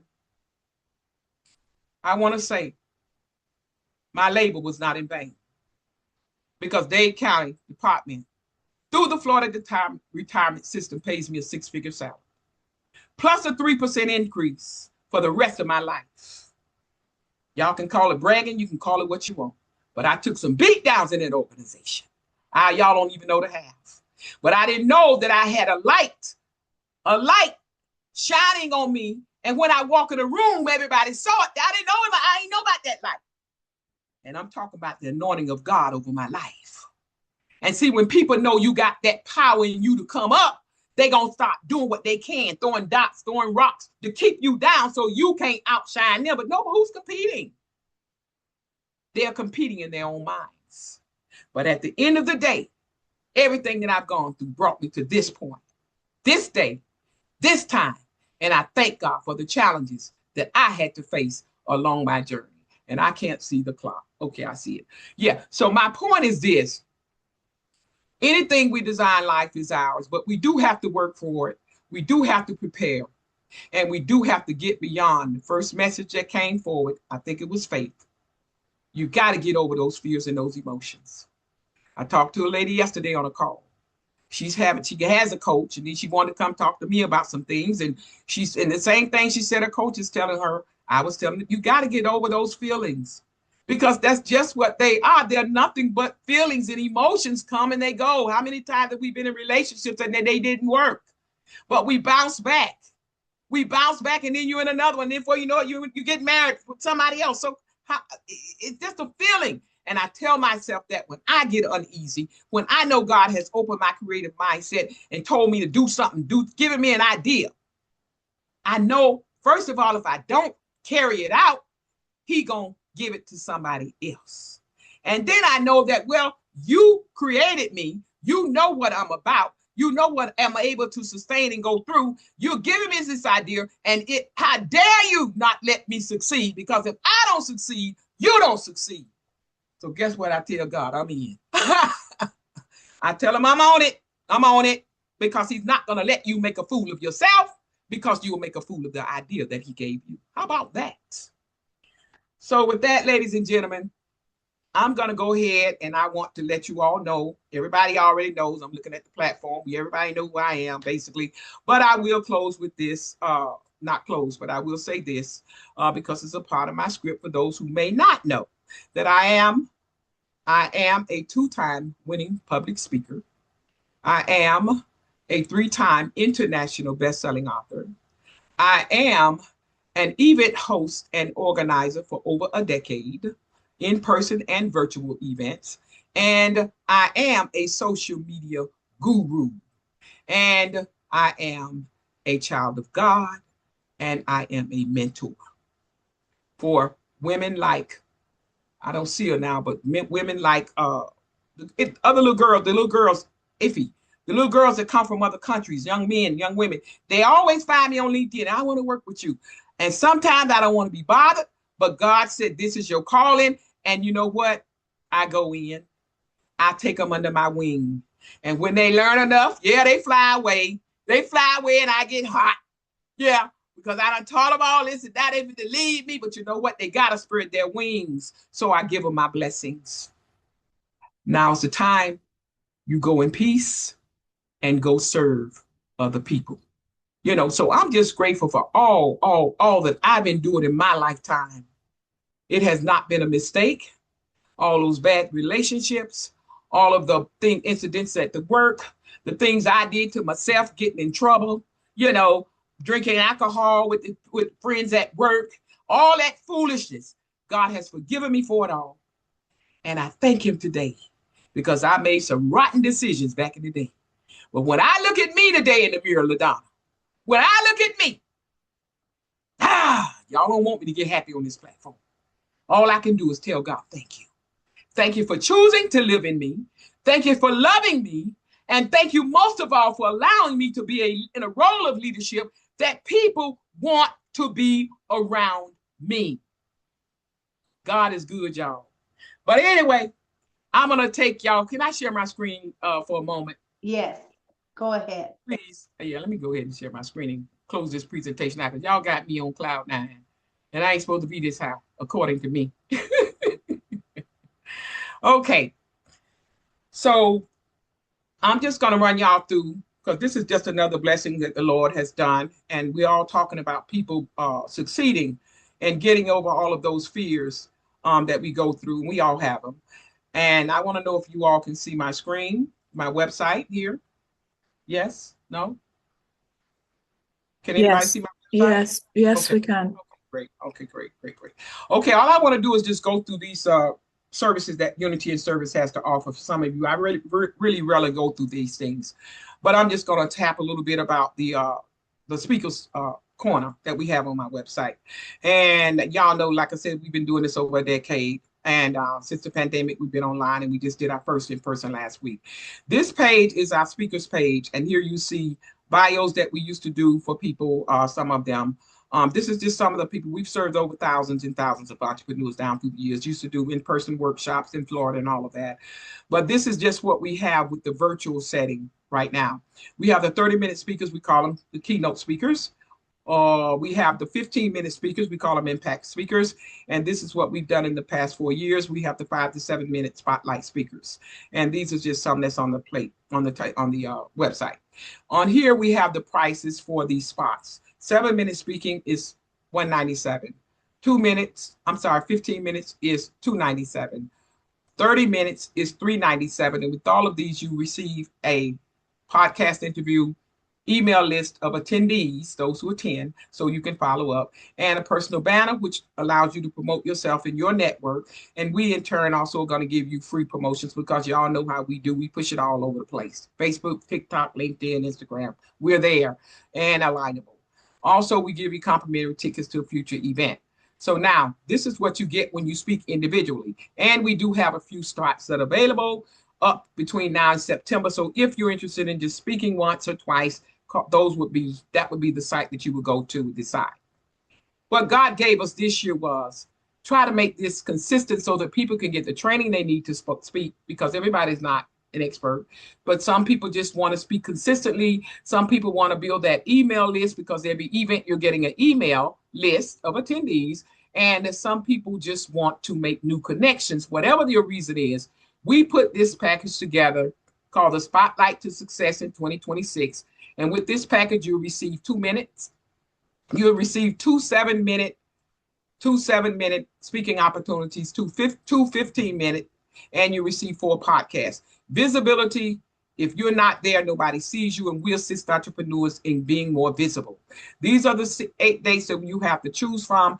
Anybody that comes in now, if to join the whole speak the 4 months, you can come in and start speaking on April. We may can get you in March, I'm not sure, but I know we can get you in April and you still have 4 months to choose from. Everything I do is to accommodate the people. Here you'll get a virtual background. You'll get full access to the podcast replays, as well as the event replays, email list of attendees, which we discussed, copy of ebook with the tips in it, how to get speaking gigs. And of course, you'll get individual promotional banners, which I've already discussed, and the videos from our events, as well as your YouTube, your interview will go on our Unity in Service YouTube channel. Now, ladies and gentlemen, all you have to submit to me is the professional headshot, a 100-word bio, which goes on the Eventbrite page. That's where we put that bio because we want people to know who's speaking at our events. And of course, the scheduled podcast dates we will get from you as we move along the next 4 months. And then, of course, we always want the 5 questions from you, 4 to 5, so that we can do proper interview and you can feed the audience what you want them to hear. That and the last thing is, if you go to the site, you can schedule with me. The cost of this package is valued at $15.97. If you add up all of the costs of our podcast, all the 30-minute, the 15-minute podcast is $47. $97 is the 30-minute podcast, and then you have this each speaking opportunity. So let's say you spoke for us 2 or 3 times a year, which is what we did all the time in the past. You're gonna exceed $597. So this is what it is. And this right here is just our 5 founding members. It goes back to everything that was said on this platform today. That if you don't try it, you'll never know it works. I put it on social media. I put it in front of people that knew me. And this is what I came up with. It was 2 weeks after the event we had these numbers. And not to mention, I want to welcome LaDonna, Dr. LaDonna. She'll be on the next one. She'll be on this website as well, because we're growing and all we're doing is trying to give you more visibility on your brand so that you can be seen and heard. That's what we do in Unity Service. My name is Dr. Rogers. I am a visibility strategist, and I am the CEO of Unity in Service. And y'all know my story, where people need people. Over to you, LaDonna. Awesome job, Dr. Pat. Who has a question for Dr. Pat? Dr. Margaret, come on down. Unmute, please. For me, it's not a question, but just listening to her story and the journey and how she has overcome so many hurdles to become the person who she is today. I mean, that's just very inspiring. And I love when she touched the bit about fear being passed over again and again. And that really touched my heart, because I've gone through a similar journey growing up from a children's home, trying to become somebody, trying to become successful, the pain, the fear that holds you back. So it was beautiful to hear somebody else's journey, and it's lovely to hear your journey in full, not in bits, like you normally give us, but this time you totally give us a full journey. And I think that is absolutely fantastic. And I felt really encouraged. And it's nice there's somebody else that I admire and I look up to, how they went through their journey to overcome their fear. And so, yeah, thank you so much. That's all I wanted to say. Thank you. Really appreciate it. Thank you. Awesome. Awesome. Who else? Who else has a question for Dr. Pat? Anyone? Jasmine, come on down. I don't have a question, but to show appreciation and gratitude to Dr. Pat, because by collaborating with her, I found myself on a more visible front and I've been able to market my services. So thank you, Dr. Pat, for the events that you host and for taking me into the fold and bringing me up to speed. Thank you.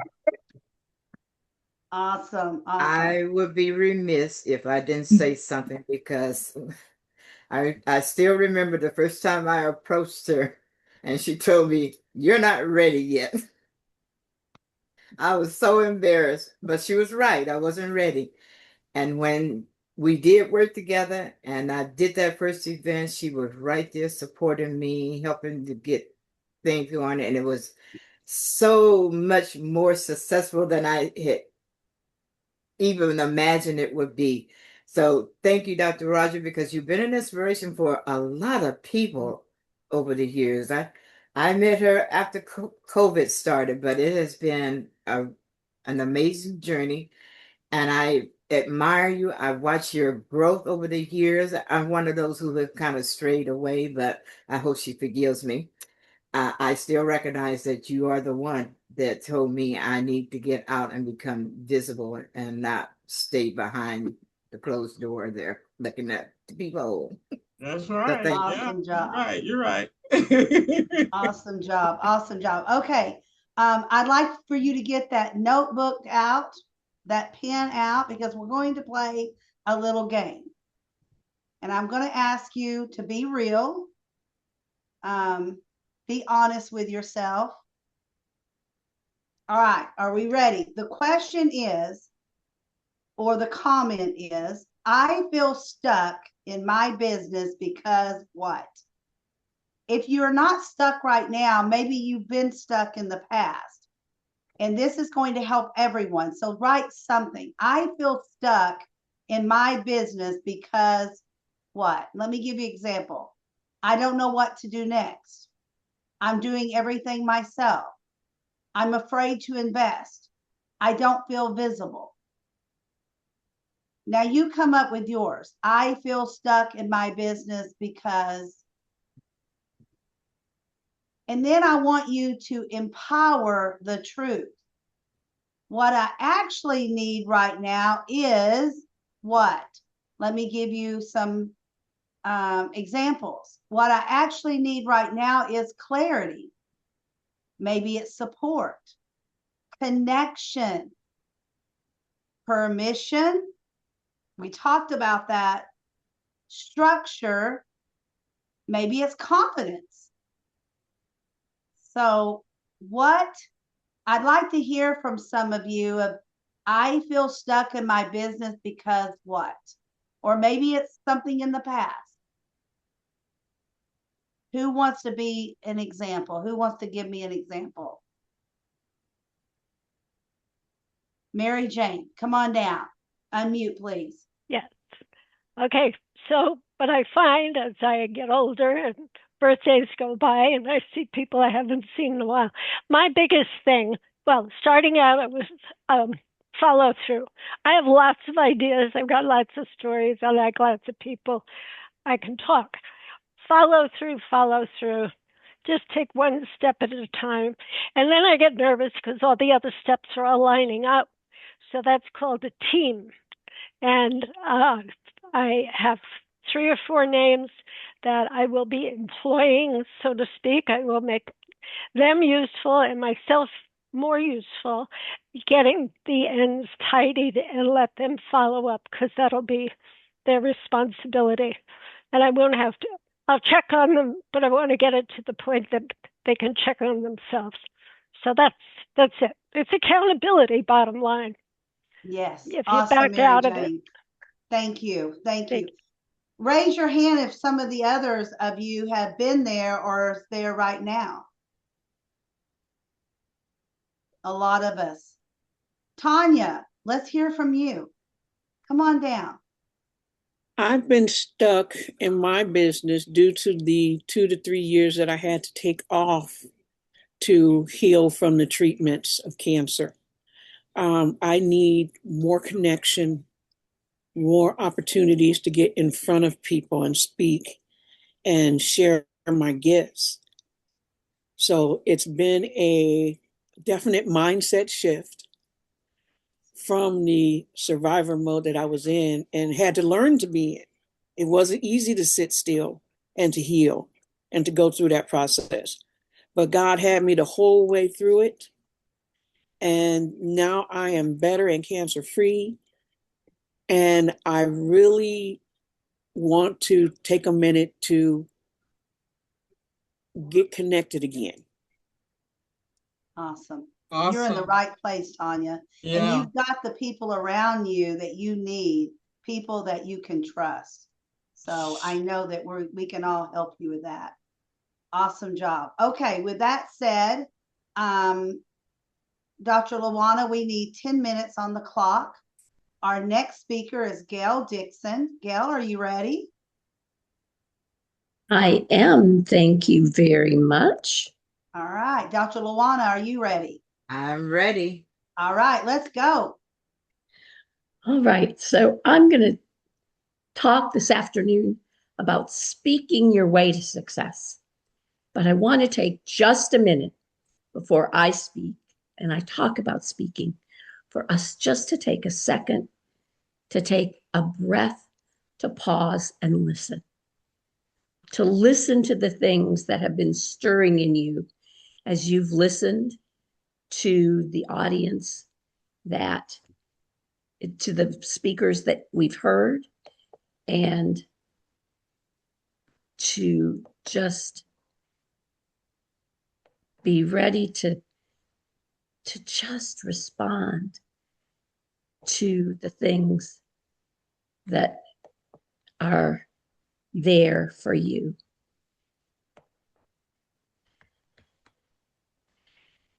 Okay. Let that breath out. We're all here this afternoon from different places. We're at different seasons in our lives and our businesses, and we all have different stories. But we're here for a common reason. We want our work and our lives to feel meaningful, aligned. We want to feel as though our work and our lives matter. And so when I talk about success today, I'm not talking about dollar figures or accolades or hustle or perfection. I'm talking about something quieter. I'm talking about alignment with our divine purpose. And success begins long before we see the result. It even begins before action. Success begins with the words we allow ourselves to say and to believe. Our words are not neutral. They shape what we notice. They shape what we attempt. They shape what we believe is possible. And whether we realize it or not, we are always speaking about and, in fact, creating our future out loud, internally, and through the stories we repeat. The truth is, we don't rise to the level of our goals. We rise to the level of our language. We rise to the level that we tell ourselves we belong at. So just notice for a minute, and there's no judgment here wherever you are. What are the phrases that you use most often about you and your work and your being in the world, about your life, about yourself? Make the list. Most of us, and we saw this earlier in Faith's presentation and in others, most of us were taught to speak from a place of survival. Some of the words we use are things like, I have to, I can't, that's just how it is. That kind of language keeps us small, not because we lack talent, but because we lack permission.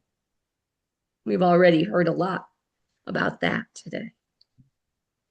So if we move from survival language to more heart-centered language, and if you will, if it's in your tradition and your experience in life, I would say into sacred language or God-centered language, that language sounds different than the I have to, I can't.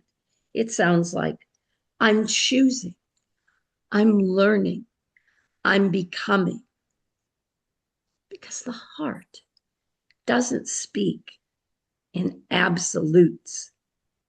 The heart speaks in possibilities and in the certainties of what is already ours.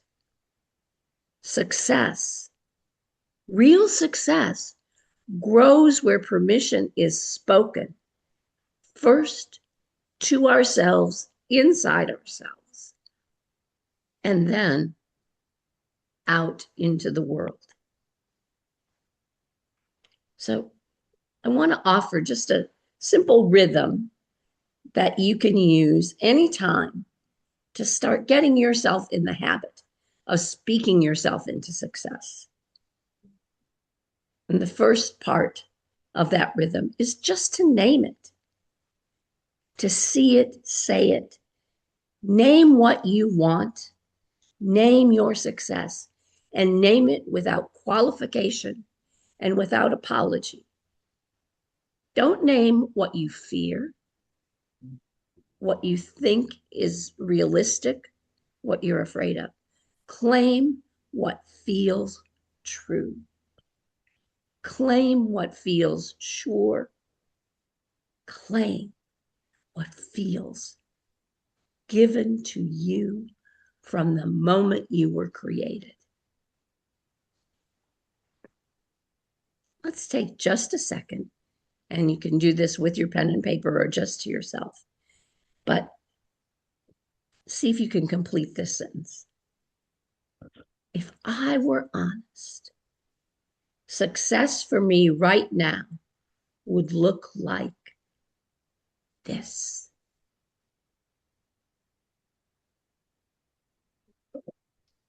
Got it? Got that sentence in your head?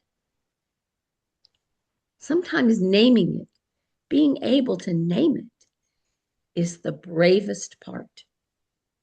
And if you weren't quite able to fill out that sentence right now, that's okay. Success may look or feel too far away, but keep coming back to see when and how you can fill out that sentence. And once your success has a name, frame it. Hold it in a light of care and compassion. Frame it with kindness, because success doesn't respond well to shame or pressure. The language we use for our success has to be human language, heart-centered. Think, for example, rather than saying, I'm behind, say, I'm in process. That one shift alone can change how you show up and the feeling you take into the work that you're doing.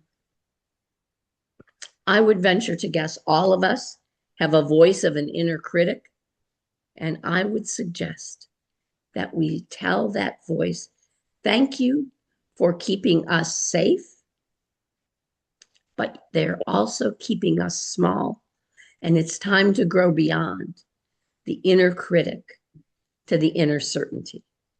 So finally, claim your success. Claim it not as someday, but as unfolding, as in being in Barbados. You don't have to shout it. You just have to speak it, because you're allowed to speak your success even before you see the evidence. Your words lead and your life follows. So I want to leave you with this reminder. Your voice matters, especially the one that you use with yourself. So choose one sentence this week, one way to name, frame, and claim your success that reflects the success you're growing into. Speak it daily and let it guide your choices. You are already successful because you say it's so. And thank you very much. We'll take some questions, and I do have a free offer for you that I'll put in the chat, which is talking about change talk, ways of mastering change, which gives you some other language suggestions for how to talk to yourself, because moving into viewing that you're successful is in fact changing from the view that you're not or not yet to the view that you already are. Very good, Gail. Very good. Who has a question for Gail? Any questions for Gail? Dr. Margaret, come on down. I don't have a question. Today, the platform is absolutely fantastic. It's been amazing, the sharing, and it comes from the heart. I think that is brilliant. For me, it's just about success. So when Gail was talking about success and trying to become successful, dealing with the issue of being in a children's home, and how do I become success when I leave the children's home, and how do I survive? And I think for me, that was really great how you break it down. So I just want to say thank you so much. I appreciate you. Thank you, Gail. My pleasure. Thank you. Awesome. Awesome. Dr. Pat, come on down. Okay. Yes, I just wanted to say when she started talking, I was stuck on the fact what she said when she said, speak your way into success. That's the affirmation right there. Gail, I'm gonna steal that one. You're gonna see that on social media. Okay. That's a good one. Speak yourself into success. And we can speak ourselves into anything we want. Because everything we want, y'all, is geared to our success. I love the Gail. Thank you for sharing. Thank you. Thanks, Patricia. Awesome. Awesome. Okay, what I'd like for you to do now is get that pen and paper back out, because we are going to do 2 more minutes. If you can get us ready for 2 minutes, Dr. Luana. Good job. We are going to do more journaling. So I would like for you to take your journaling you've already done today and continue it. What else have you gotten out of today's workshop? What have you learned? Or maybe it's what you've remembered that you used to do that you don't do anymore. What inspired you? And we're going to do that for 2 minutes.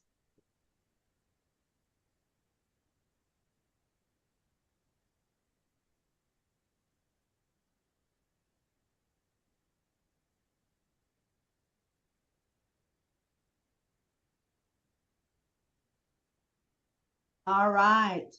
I hope we got a lot of journaling done. Maybe remembered some things about what you've learned today. Some things maybe you're going to change in the near future. I'd like to hear from someone who wants to share. Faith, come on down. The journaling that I did was kind of based on our last session, and it very well tied into my devotional time this morning, just about the power of our thoughts, and how the enemy will often try to plant those seeds of doubt within us. Because if he can't, delay us from getting to where we're going to go, he's going to try to distract us or discourage us.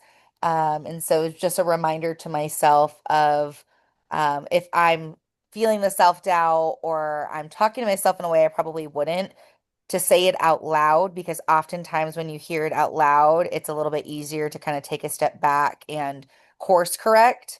And that's something that I always remember that it's good to do. But again, just that reminder to myself of, if I start feeling those little seeds of self-doubt, speak it out loud, because oftentimes that's when I'll course correct and say, okay, Faith, we know that's not the truth, or start speaking, the word over myself, knowing that that's not really the truth.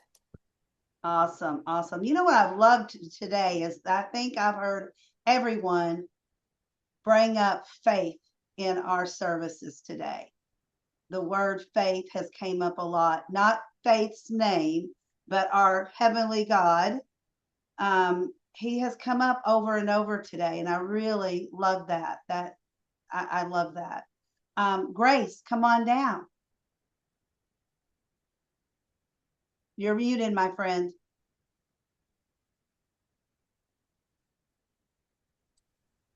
Okay, I was impressed by Tamara's speech this morning. I felt it was very clear.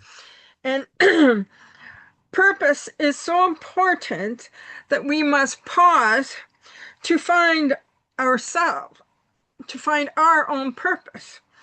And the Bible says, be still and know that I am God. So we have to be still to find our purpose. And keeping God in mind, we need to know why. And our obedience and trust in Him and God to show us what opportunity He has for us and how it will not only transform us, but others as well. Awesome. Awesome job, Grace. Thank you. Thank you. All right. With that said, we are going to go ahead to our next speaker. Dr. Lawana, are you ready with the clock? 25 minutes. And we are going to 25 bring minutes. in Brenda Ringwood. Come on down, Brenda.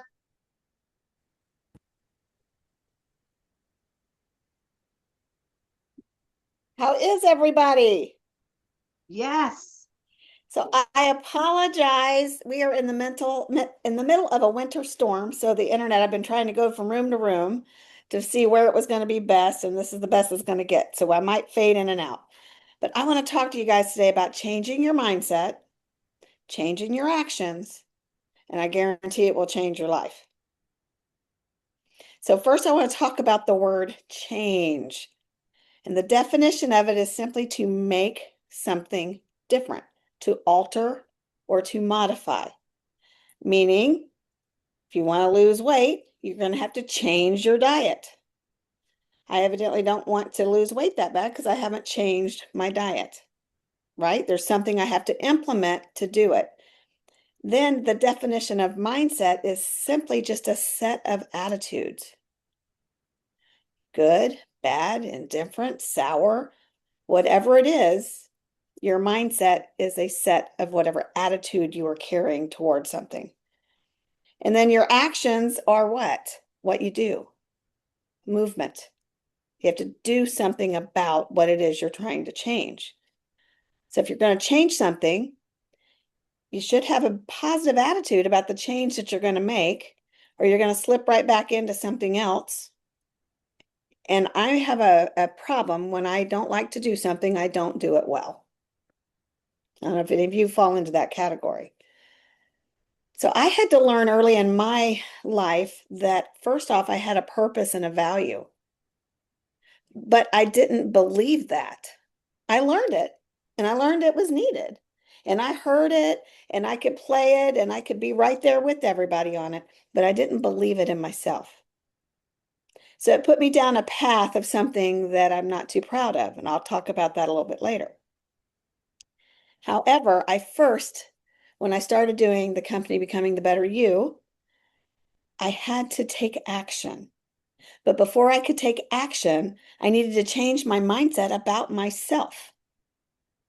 And in order to do that, I needed to change my perception of myself. Did you hear me? I had to change my perception of who I was. Because if I didn't think I could do it, then what was the point? And I think Henry Ford said, if you think you can or you think you can't, you're absolutely right, because it's what you think. So I had to find my voice. How many of you guys are trying to find your voice? And what does that look like? When you don't know what it looks like, you don't know where to start. So I want to talk to you about Moses. Did he find his voice? He stuttered. He was called to be a leader. He didn't like to talk, and he performed miracles because he found his voice.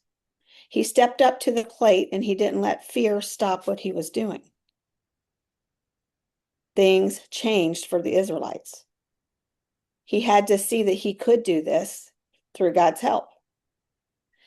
Now let's bring up Noah. How many of you guys care about what people think? Come on, we all do it. Do you think Noah cared about what people thought? He's building this ark at a time where there was no rain. So when he's telling people it's going to rain, they're saying, okay, you old coot, this is a little weird. And you're building a big old boat to go where? They'd never seen anything like it. So I'm sure that they are making fun of him, calling him names, watching to see if he's going to fail, trying to see what's going to happen.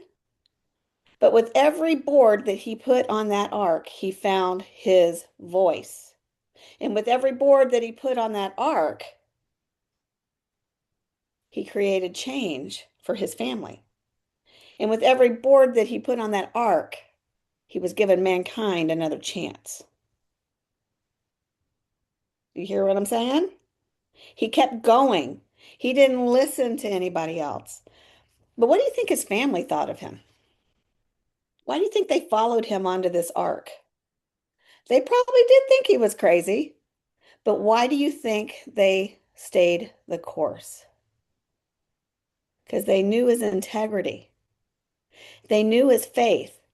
They knew his work ethic. They knew that his word was good. So let's just play this out.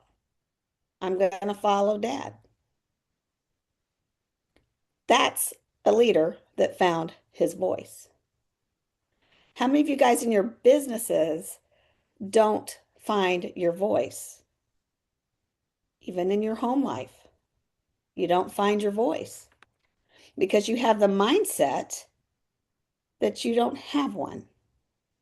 Or what are people going to think? Or I'm afraid to do that because of what might happen.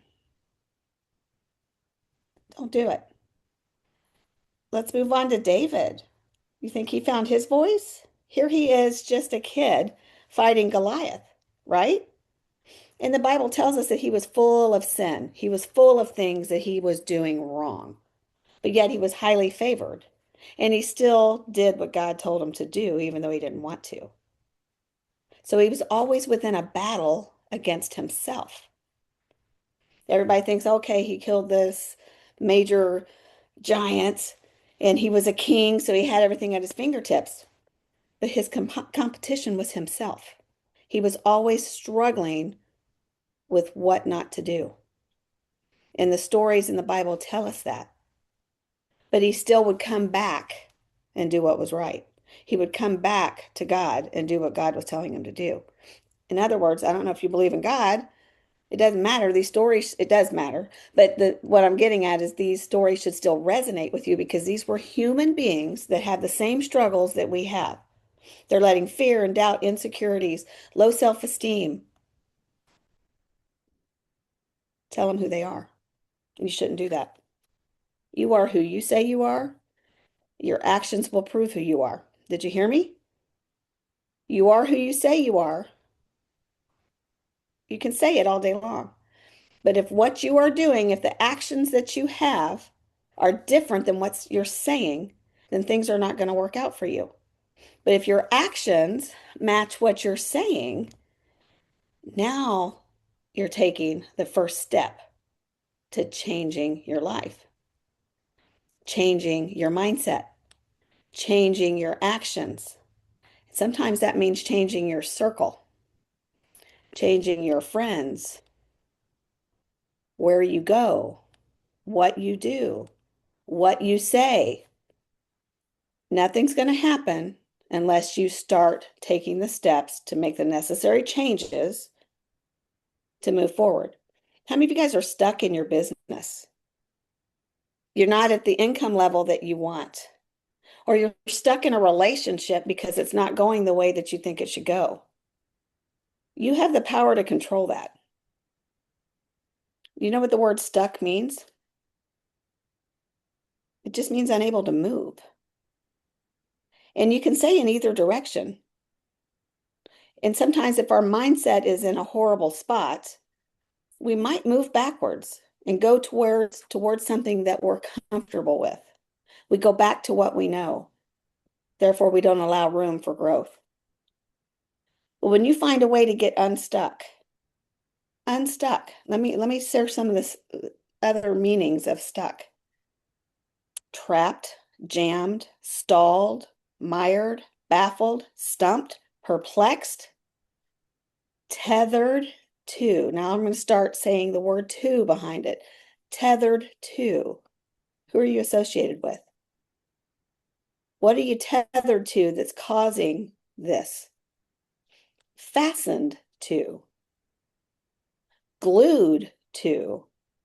Adhered to. What are you stuck to that's not allowing you to move forward?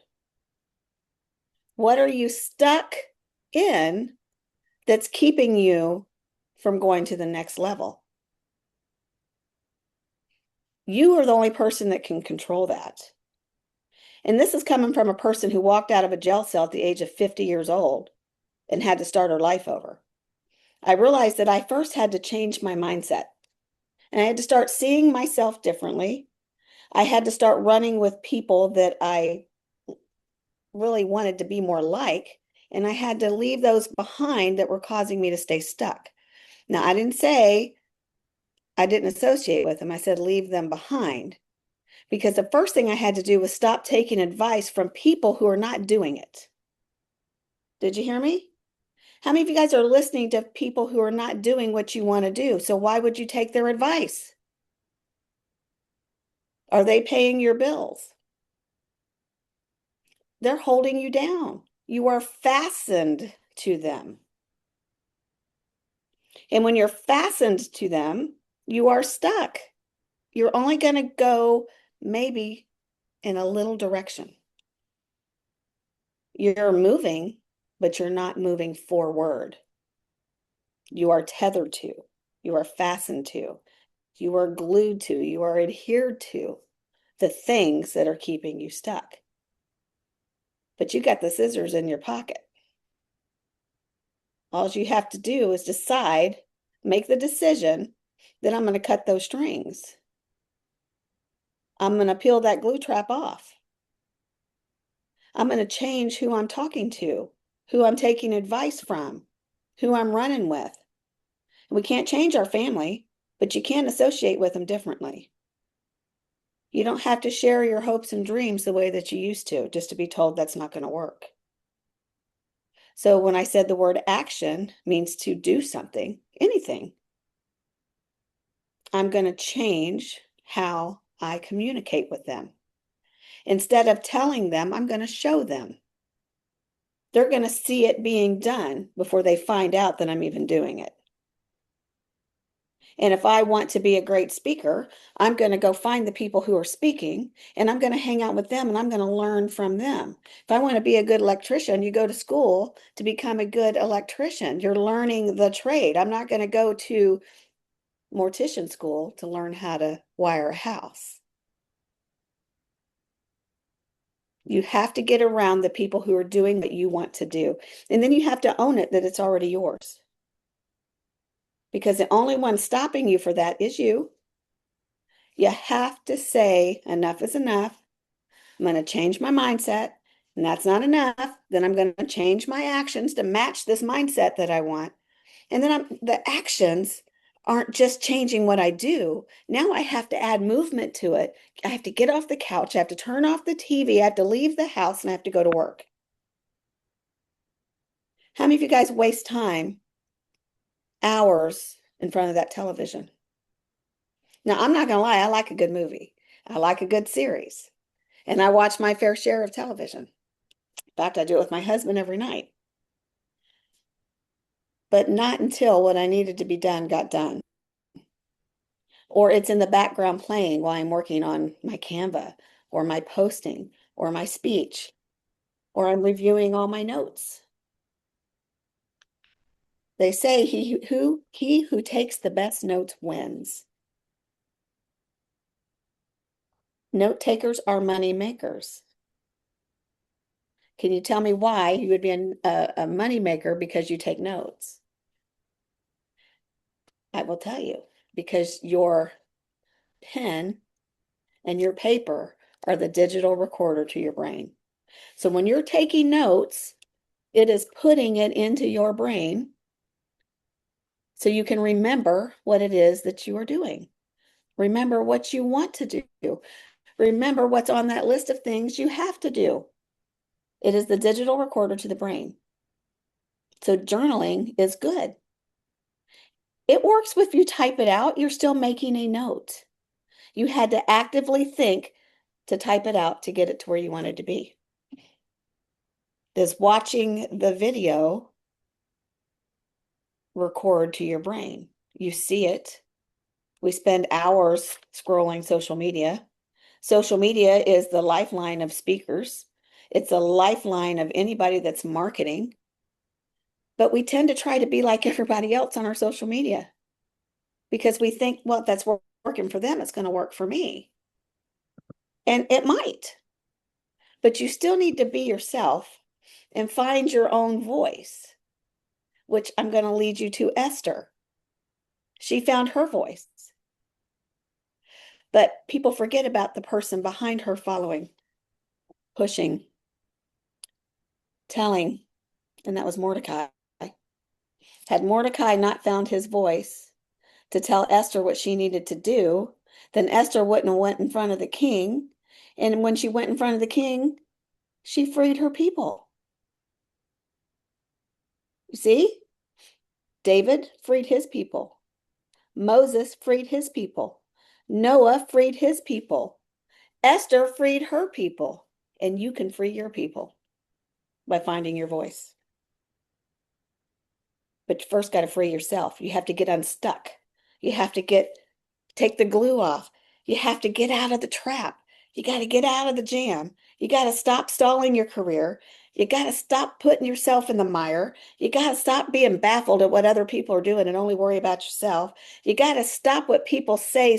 You can't let them stump you.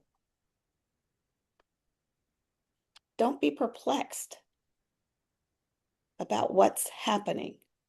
Instead, look at a way through it. You're all smart enough to know how to do it, but we choose to sit on the couch. We choose to watch the shows. We choose to listen to what everybody else is doing, and we don't choose to do it for ourselves. And then we start to complain. We start to say things like, well, it must be nice. Well, only if I had. Well, guess what? I walked out of prison with nothing but the clothes on my back, literally, because we had a house fire while I was in there. So that saying means a lot to me. And at the age of 50, I am now 57, I had to start over. But I first had to change my mindset on who I was. And then I had to take the actions to prove I was who I said I was. Not to anybody else, but to me. And when I looked in that mirror and I saw the person that I was starting to love again, I realized I had now changed my opinion about myself. I had changed my actions enough to say, hey, I like you again. See where I'm going with that? When you put those practices into your personal life, into your businesses, into your friendships, into your relationships, you're going to see change. And it's going to look different for everybody. And when you start to see that change, you're going to start to build momentum. And every step that you take to get out of that trap is in the right direction. You're not backsliding. Eventually, if you pull the rubber band hard enough, what's going to happen? It's going to break. Pull hard. Pull hard. Get out of it. Move on. And here's the next thing. Maybe you're doing something that you shouldn't be doing. Maybe you're in an industry or a job or a relationship you shouldn't be in. Nothing's going to change until you take the time to say, I am going to do this. If you don't take the time, you're going to end right back up. So I like to tell people, I have spent over 35,000 hours learning about human behavior. I have spent over 35,000 hours evaluating my own self, who I am, who I was, and who I want to be. And I did that in a jail cell because I spent 4 years in there. And it took 10,000 years to be it took 10,000 hours to be a master of anything. I have more than tripled that. 10,000 hours, you are considered a master. So I decided I wasn't going to let the time do me, and I wasn't just going to do the time, but I was going to make the time count. So I learned how I needed to change to have the life that I wanted to have and have the relationships with the people that I wanted in my life, to have the business that I want and do the things that I want to do. and I'm married 38 years. You can do all of this as a spouse. You can do all of this if you want to. You just have to set your priorities in a way that works for your family. Some of you, it's going to take longer. Some of you, it's going to be tomorrow. Make the decision to put the cigarettes down. You made the decision, you put them down. That's tomorrow. Now, day 3, you might want to pick them back up. What you want to do and what you're actually doing are 2 different things. How many times do you have to put them down before you actually leave them down? So it's a hard habit to break. So are the way that you do things now. The way that you deal with people, the way that you talk to people, the way that you act around people. They're habits that need to change. I tell people a snake is fine if you know it's there. It's when you don't know the snake is there that there's a problem. Keep that in mind when you're dealing with relationships and how you might have to move in and out of different circles differently. And keep in mind who you let in your inner circle, because it matters. And if those people inside of your inner circle are not supporting you when you're not in the room, then kick them out. They should be cheering for you when nobody else is. They should be backing you up when people are talking about you. Those are the people you need in your life. And until you find those type of circles, you're never going to change your mindset, because you're allowing your mindset to stay where it doesn't need to be, and that's your choice. So if you're going to leave your mindset with this group of people, then your actions are doing it and nothing's going to change. So if you want the change your mindset, change your actions, change your circle of influence, change what you're watching, what you're listening to, change who you're running with, change your sleep cycle. There's a lot of change. You only have to do one day at a time, one thing at a time. You don't have to do it all at once. But I guarantee you, when you look back and you're thinking, I'm not where I want to be.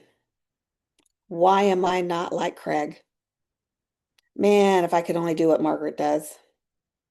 I really like the fact that LaDonna does all of this. I can never do it.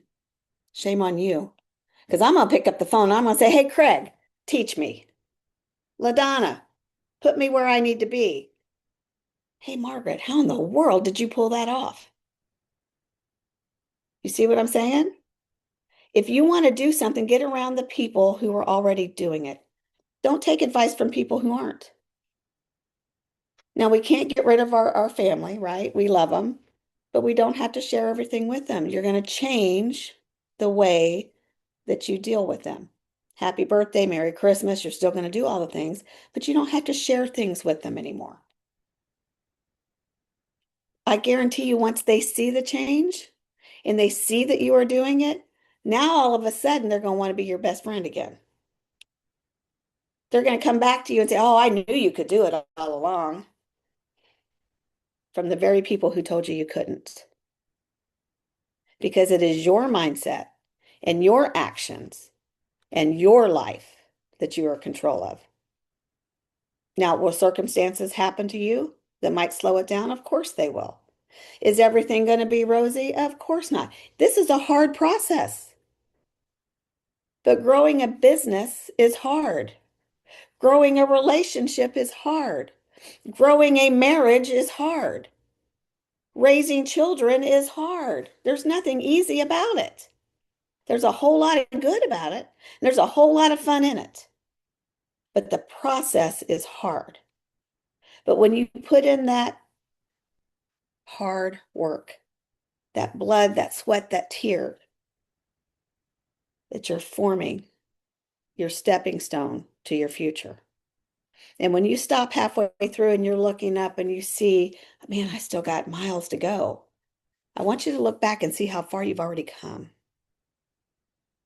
Because you can do it. The only one stopping you is you. The only one stopping you is you. I'm going to grab something. I meant to have it. Hang on, I'm still here. So I wear a crown. Is it coming on? I can't see you guys. I wear a crown. I wear a crown. I don't know if it's going to let me see it. I wear a crown. I wear it because I rule my own kingdom. I'm a child of God, so it gives me the permission to wear the crown because I'm royalty. But I'm giving myself permission to run my life the way that I want to run it. And I'm ruling my kingdom the way that I want to run it, living the life that I want to have with the people that I want to have it with. You'll have a wonderful day. That was awesome, Brenda. Awesome. All right, you know what time it is. It's question and answer time. Who has a question for Brenda? There was a lot of information there. I know there's got to be a couple of questions. Tamra, come on down. I'm just going to tell you I don't have a question. Again, Brenda, oh my goodness. This is like the third time I've seen you, and every time you talk so much about changing your mindset. And you know, that's what I say all the time. Change your mindset, change your mindset. And when you say it, I think, wow, Tamara, what do you have to change? So you make me think. Thank you. You're welcome. But you're thinking, which is the first step of changing your mindset. Who else? Who else has a question for Brenda? Come on down, Margaret. I don't have a question, but I love how you told the story, how you break it down, from Moses and coming all the way down. They're struggling, changing their mindset, and then tying it all together. You wear a crown, you rule your own kingdom. I think that is fantastic. Very It took me powerful. 50 years to figure it out. But you did it. That's the greatest thing. And you can wear the Everybody can do that. Yeah. It's Thank you. the point behind the crown is it's your life.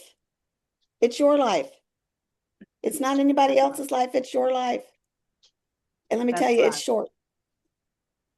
No, I want to comment on when she said you have to choose your people. Those are not the exact words Brenda used, but she talked about choosing your people. And, you can't change your family. And, I've had to make some steps ahead and around my family. Brenda knows that. We've had this conversation. But my family doesn't understand me for what I want. But it's my turn. So I step ahead, but I'm always here for them. So sometimes it is family that you have to work around. So unfortunately, shouldn't be, but it is. Yeah.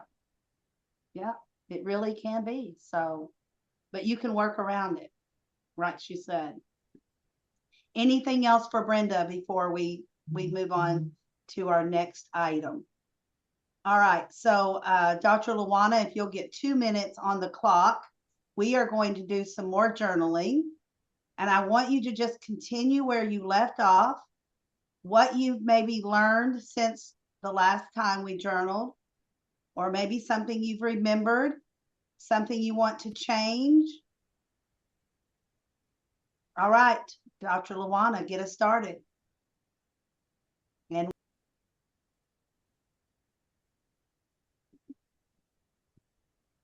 you have about 30 seconds left.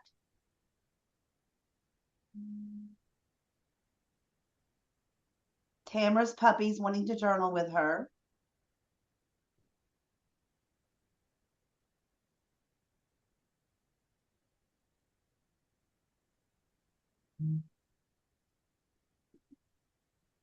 She's been real good until just now.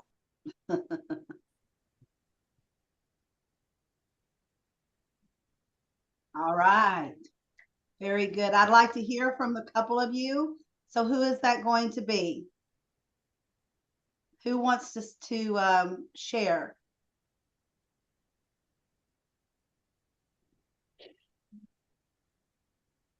Jasmine, I would love to hear from you if you were willing to share.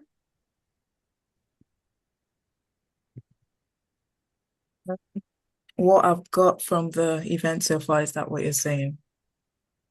Yes. Okay. So I've got three things from the event. When intention is clear, decisions get lighter.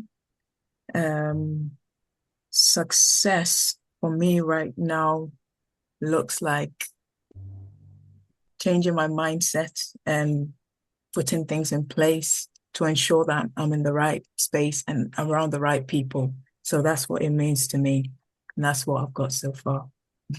Awesome. I love that. And you're right on target. You are right on target, Jasmine. Who else? Who else will share with me today?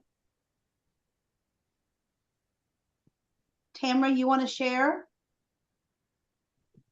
You know, I have to think about my circle of influence because sometimes, everybody today, I think, has touched on that. I believe that they have. And between mindset and circle of influence and just the way, I mean, even everything, just even Tanya, Tanya, I was thinking about her talking about being an architect, or how you have to be an architect to set up your events, and all of that's going through my head while you're talking about, journaling. So it just keeps adding and adding and adding. So that's all. That's awesome. And that's what I wanted you guys to get out of today is really reflect back on everything that we're doing today and then carry it on with you when you leave here. With that said, Gladys, are you ready? What's the time for Gladys?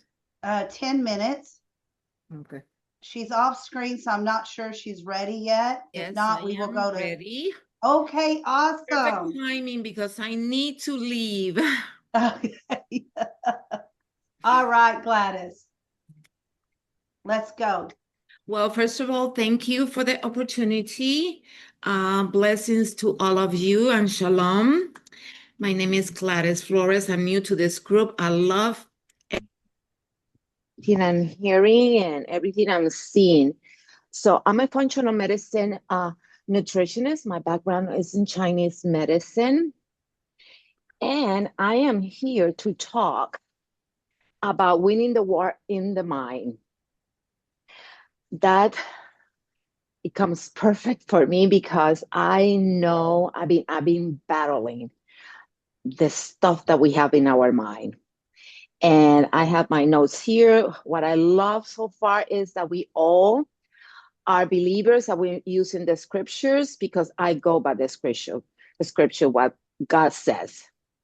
So the battle of the mind, we all face it. And I have my notes here because I don't want to get out of the time. And what is happening around us, what is happening between us is right here in the mind, it's in the head. Our thoughts shape our lives, and the war is won or lost in the mind. Proverbs 23:7 says, as a man thinks in his heart, so is he. The battlefield is the mind. And I'm emphasizing in that because it's right here. Sometimes we put too much emphasis in the enemy. We are the enemy most of the time because it's in our thoughts. Our life moves in the direction of our stronger thoughts, and not every thought is true. And not every thought that serves a seed in our mind. We are called to take thoughts captive and align them with the truth. What is it that the Word of God says that we are? We are created in His image. We are marvelous. We are wonderful. And that everything that we need is already there. We just have to speak it and get a hold of it. The lies we believe, and I'm not enough, I am heavy, I am stupid, I am dumb, I don't get it, I am this, I am that. All of those are lies. because God doesn't see us like that. I mean, if we were created on his image, we are thinking about him too, that he's all of those things. Our past doesn't define us, and God cannot use our past, and he doesn't use our past to create our present or our future. Repeated thoughts become patterns, and patterns shape behavior, health, and identity. And as the health practitioners, if we only knew how we are damaging our physical body with the things that we're thinking, we don't even have to speak it out, because our cells have life, and everything that goes to our mind, to our head, goes through ourselves. We are in functional medicine, we are an ecosystem. So everything is connected with everything. I remember many years ago, I've been through a lot of health challenges in my life, but this one in particular, I had a big tumor in my spine.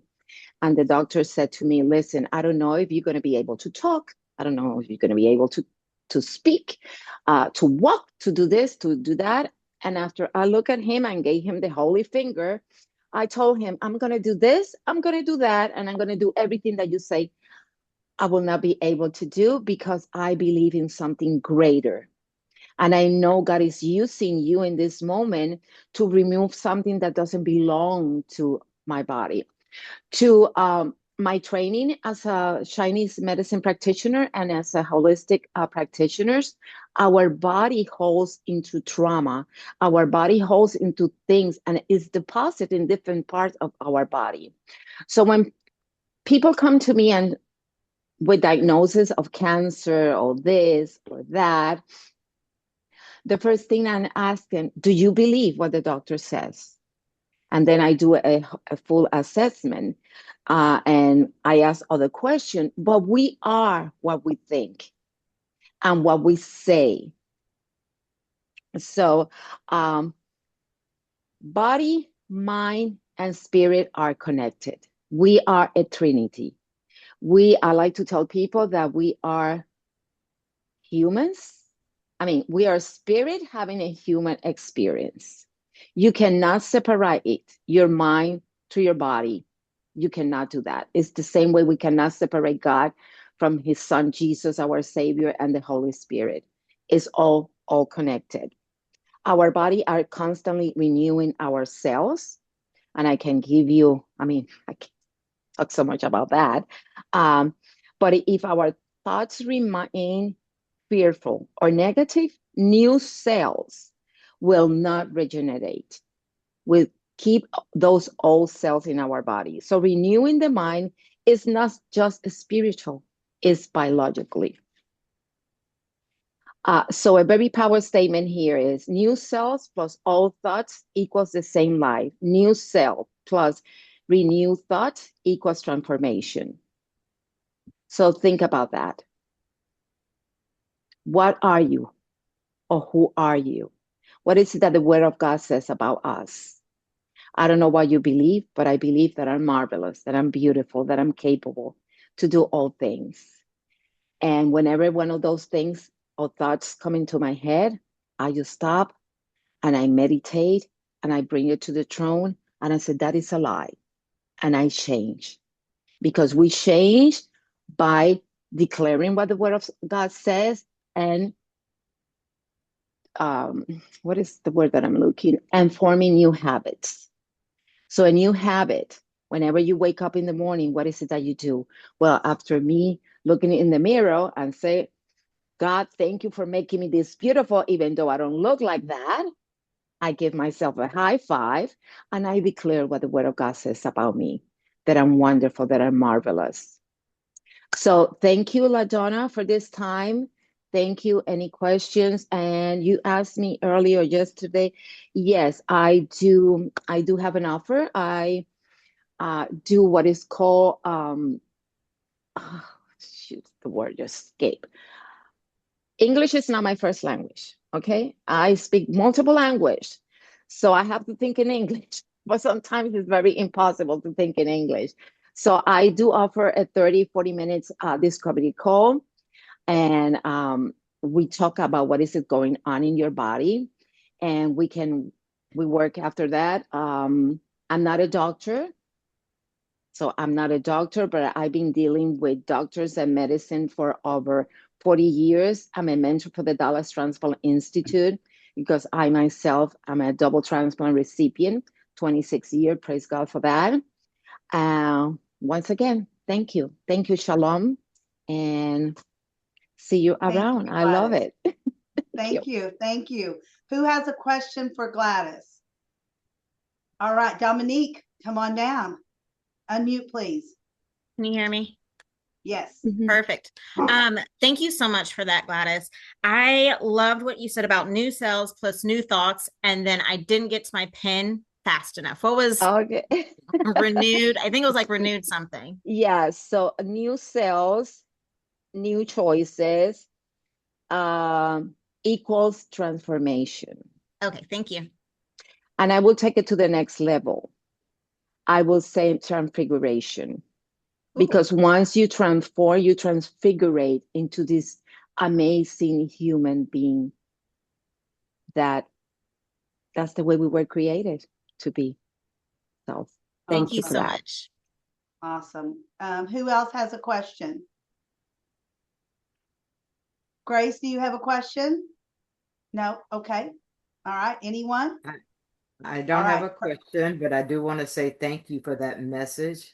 I really did like it. And I like the fact that I was trying to remember this. I should have wrote it down. When she just mentioned about the renewing of the cells and having new thoughts. And thank you for sharing that. You brought some things I had not thought of before into play. So I appreciate it. Yes, we are what we say about us. And that's the way God created us. I mean, if you look into the creation, what is it that he says? Let us create. Let it be the light, and the light was created. So what are you saying about you? Thank you. Awesome. And Tanya, you have a question. No, I just wanted to say I admire her spirit for getting through what she's gotten through. And I totally identify with that, because when the doctor says you have this and you have that, I said, yeah, and I've got God and he's got me. Amen. Amen. Yes, beautiful. Oh, beautiful. That put chills down my spine. That's awesome. That's awesome. All right. With that said, we're going to go up to our next speaker. Dr. Luana, if you can put 10 minutes on the clock, please. And we are going to bring down Dr. Margaret Thorley. Are you ready, Margaret? Yes, I am. Thank you All so right. much. Thank you. Thank you. I appreciate you for this amazing and wonderful event that you've got on today, and the speakers. Right. Thank you. I'm going to speak to you today about keeping God at the center of your business. I love the title Kickstart Your Business for 2026.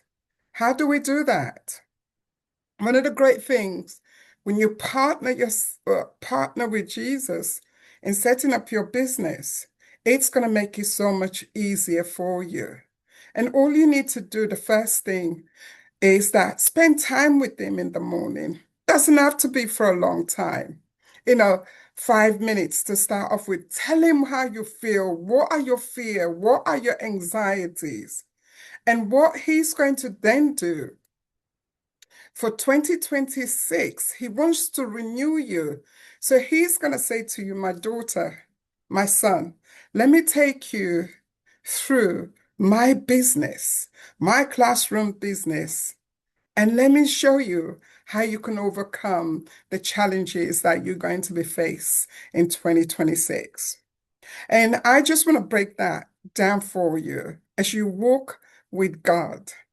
Now, challenges, see in challenges, it means changes. We're going to have lots of changes that's going to come through, and we cannot stop those changes. They're going to come, but he's going to show you how to maneuver through those changes. Healing. H, for challenges is healing. Have you felt that, you failed in your business, you're not good enough, you're kind of stuck to move for 2026? He's going to uplift you on that and heal your hearts and your thoughts on that. Next one is A in challenges. He's going to align you to become a better person, and your values of your business and what you think about yourself come into one. L for lessons, L for changes. Lessons. Most of the time we forget what we've learned, how important it is to build it together, to become that better person we are. L again in challenges. Leadership. He placed inside you leaderships. And through that journey for 2026, he's going to say, my son, my daughter, rise up. I'm here with you. E for challenges. Expanding your business. How many of you thought today, how am I going to expand my business? Like it says, kickstart your business, kickstart your life. He's going to help you to do all that, to expand it. And in challenges, new level. Challenge yourself to rise up into a new level where you want to be. And then G in challenges, growth. And I think this is so important for us as business people here to aim high, to grow our business, and to be successful in that. And then E in challenges, elevation, elevation, elevation. You must make that as part of your goals. So that way you can change where you were challenged last year, 2026. S in challenges. Start shining, because this is your time, this moment, this year to shine. So don't be afraid to rise up, to shine, to be who you are. And as you walk with God in your business, making decisions becomes so easy, because you know you've got somebody else there who says, I've got your back. Don't worry. Many of us, we probably think, what, does God speak our language? Yes, he does. Many times he said a word to me and I'm thinking, what? What does that come from? But he's speaking my language that I can understand it. And that's what he does for us in decision making. Again, as you walk with him, he teaches you his kingdom values and bring them together with your values. Integrity in business, making it become the foundation of that.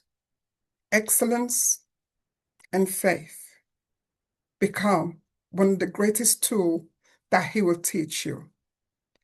Now, we must remember, as we're going through this journey of challenges, learning about ourselves, our business, and making partner with God, he is preparing us for the next level to become who you are.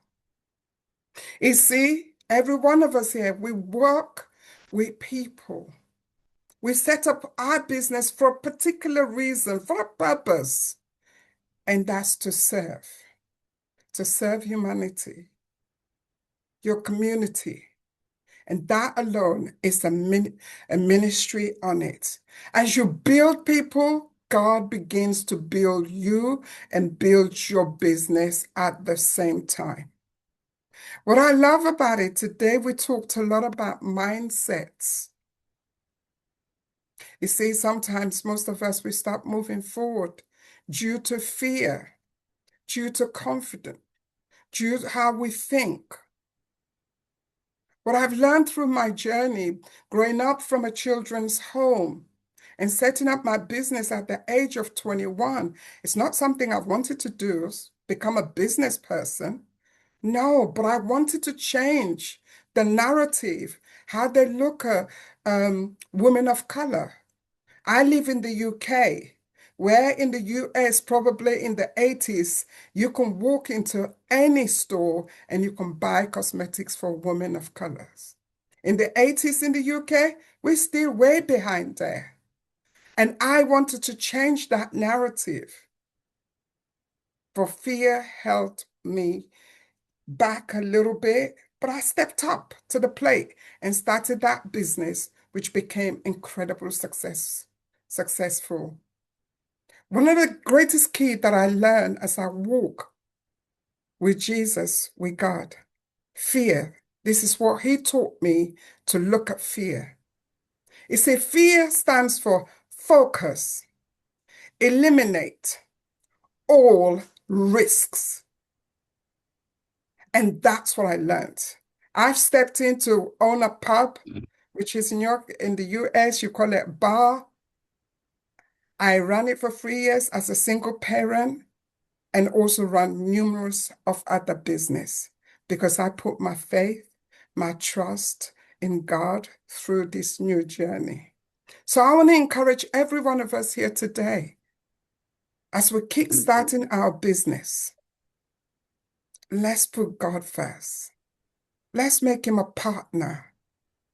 And trust me, everything is going to fall in its place. I want to say thank you so much for listening to me. And it's been amazing. Thank you to share my vision and my passion with you. I've got an amazing event coming up. And yes, join us. It's Strengthen Your Business, Celebrating You. And that's on the 14th of February. Come along. I look forward to talking to you and seeing you. And make Jesus the partner and the center of your business. And guess what? 2026 is going to be an amazing, a beautiful year for you. Thank you so much for listening to me. I am very grateful and very passionate. God bless. Awesome job, Dr. Margaret. Awesome job. Who has a question for Dr. Margaret? I do. Faith, come on down. I wrote down everything in the acronym for challenges except for the C. What was the C? The C is changes. Okay, thank you. That's what I thought, but I second guessed myself. Yeah, changes. Thank you. And as we know, we can't avoid changes. No matter what, they're going to come to us. So yes, thank you. Absolutely. Who else? Who else has a question for Dr. Margaret? I like your acronym for fear. That was a new one for me. Focus eliminates all risk. I am going to hold on to that one.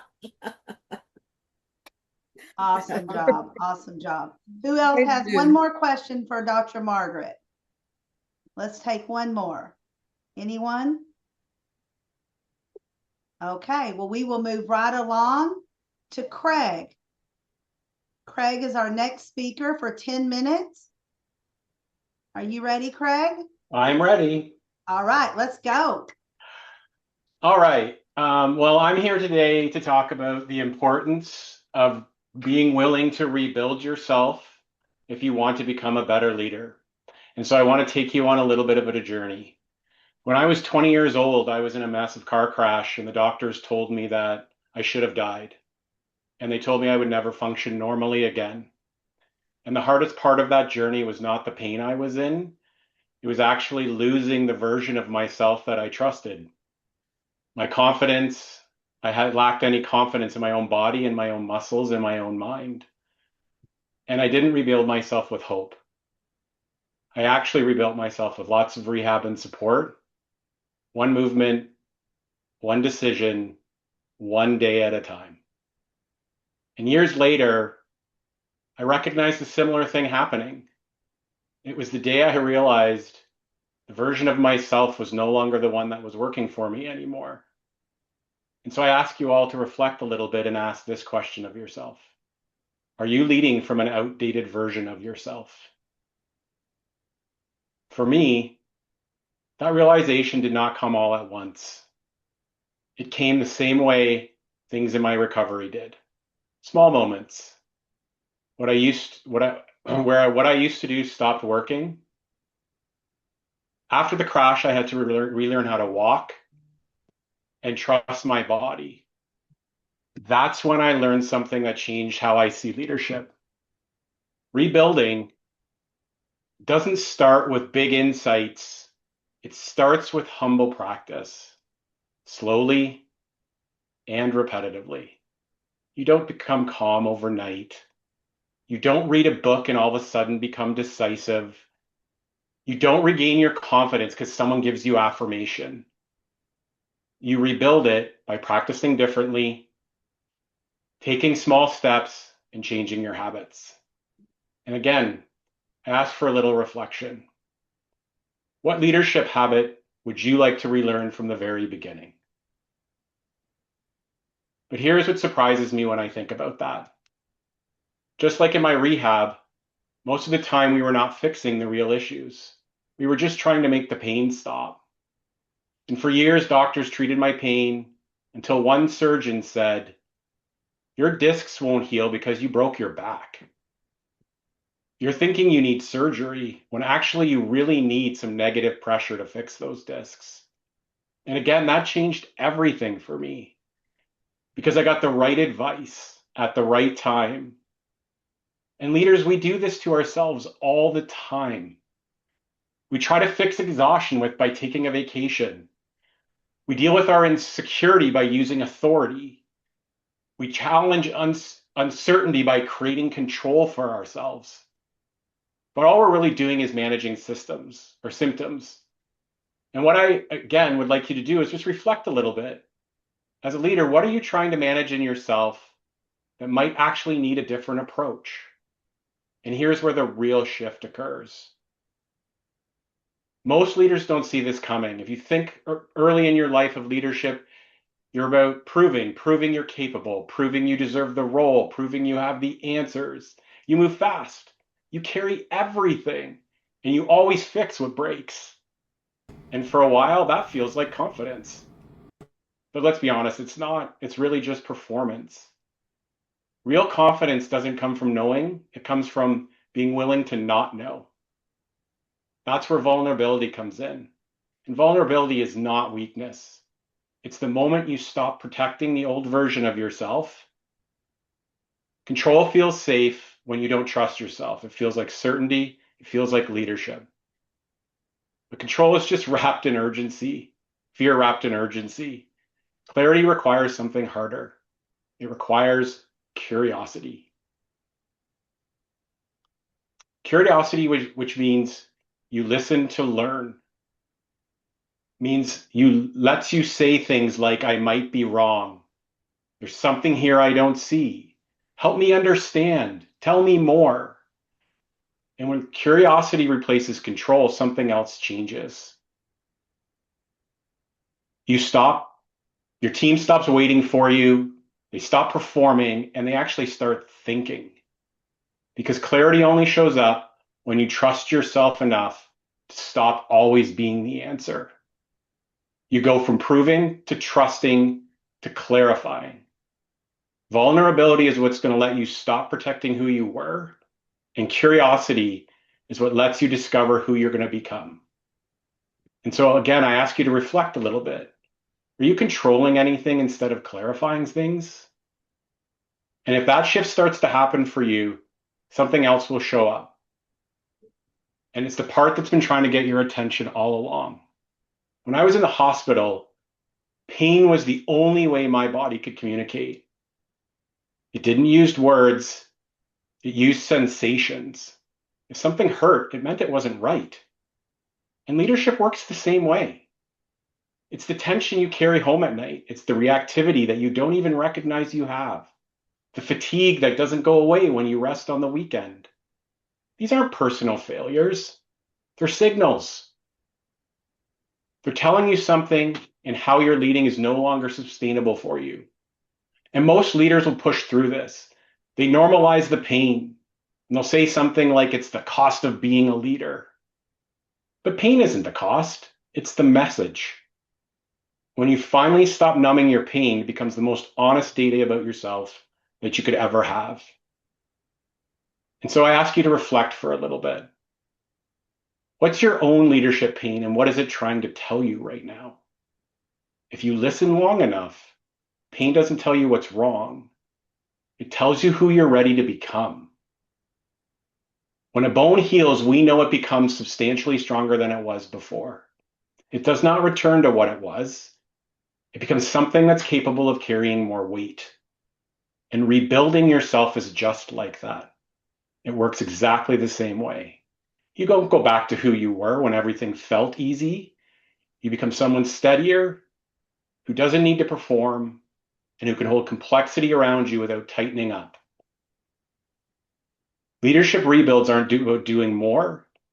They're about becoming a truer version of yourself.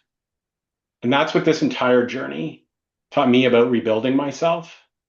And that it's not about getting back to normal. It's about becoming somebody new.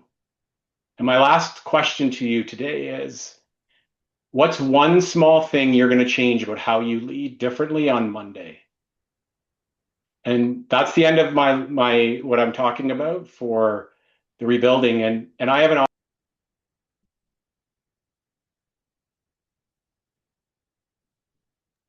sorry, I got muted there. So I'm offering free 1-hour sessions, and I'll post the link to that in the chat. And so you can just sign up on my calendar and get a free 1-hour session to talk about your leadership journey. If you're having trouble with something, if you just need someone to talk to, it's free for 1 hour. And I'll post all my contact information in the chat as we're done. Awesome job. Awesome job, Craig. That's the first time I've heard your story. So it was phenomenal, and I can't wait to hear more about it at another time, I'm sure. So what questions do we have for Craig? Any questions? I know someone's got to have some kind of question. Or Dominique. I just wanted to say I loved this. I go through a lot of pain. I have chronic pain as well, and bad car accidents, and I too broke part of my back.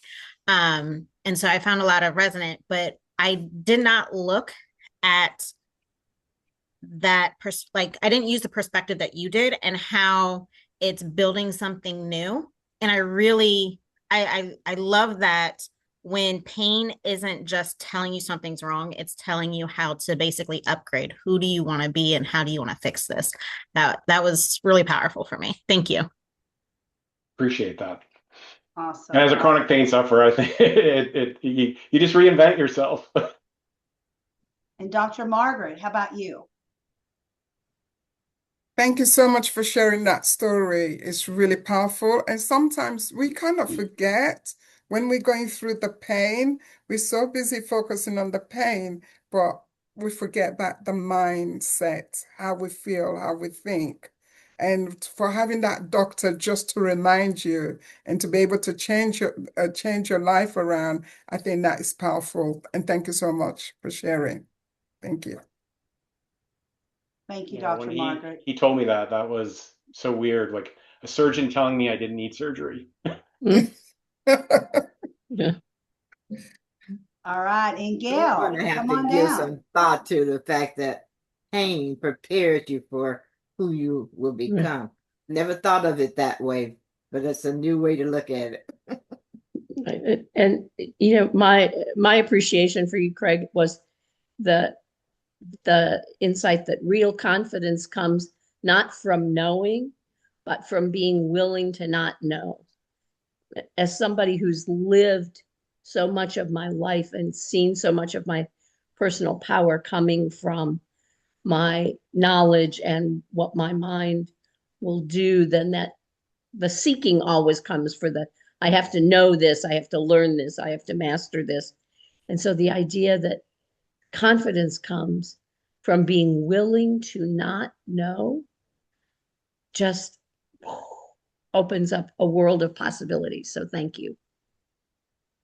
Yay. All right. Okay. With that said, this is a great time in the chat. You can go ahead and put any events that you have coming up And if they're not your own, maybe there's one that you're going to be active in and you want us to know about it, to come and hear you speak, or just join the room with you. This is the time to go ahead and put that in the chat right now so that we can look at the chat when we're finished today. And when we talk to each other, we can go ahead and connect about the events as well. So any events that you have coming up, this is a great time to put them in the chat. Okay. With that said, we're going to go ahead and go to the next speaker. And that's for 10 minutes with Carl Richards.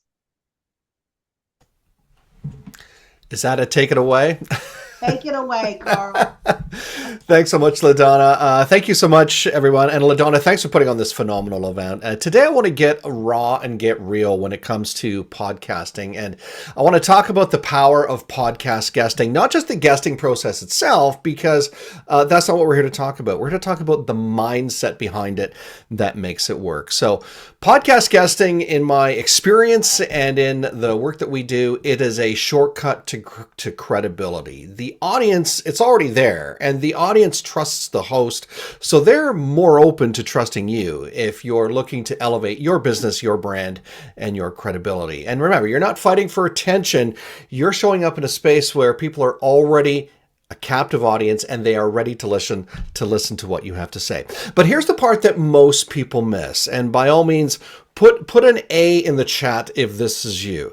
The part that a lot of people miss is guesting isn't just about getting booked on the show. It's about how you show up once you're there. So if you've guested on shows before, think back to some of the ones maybe you've been on.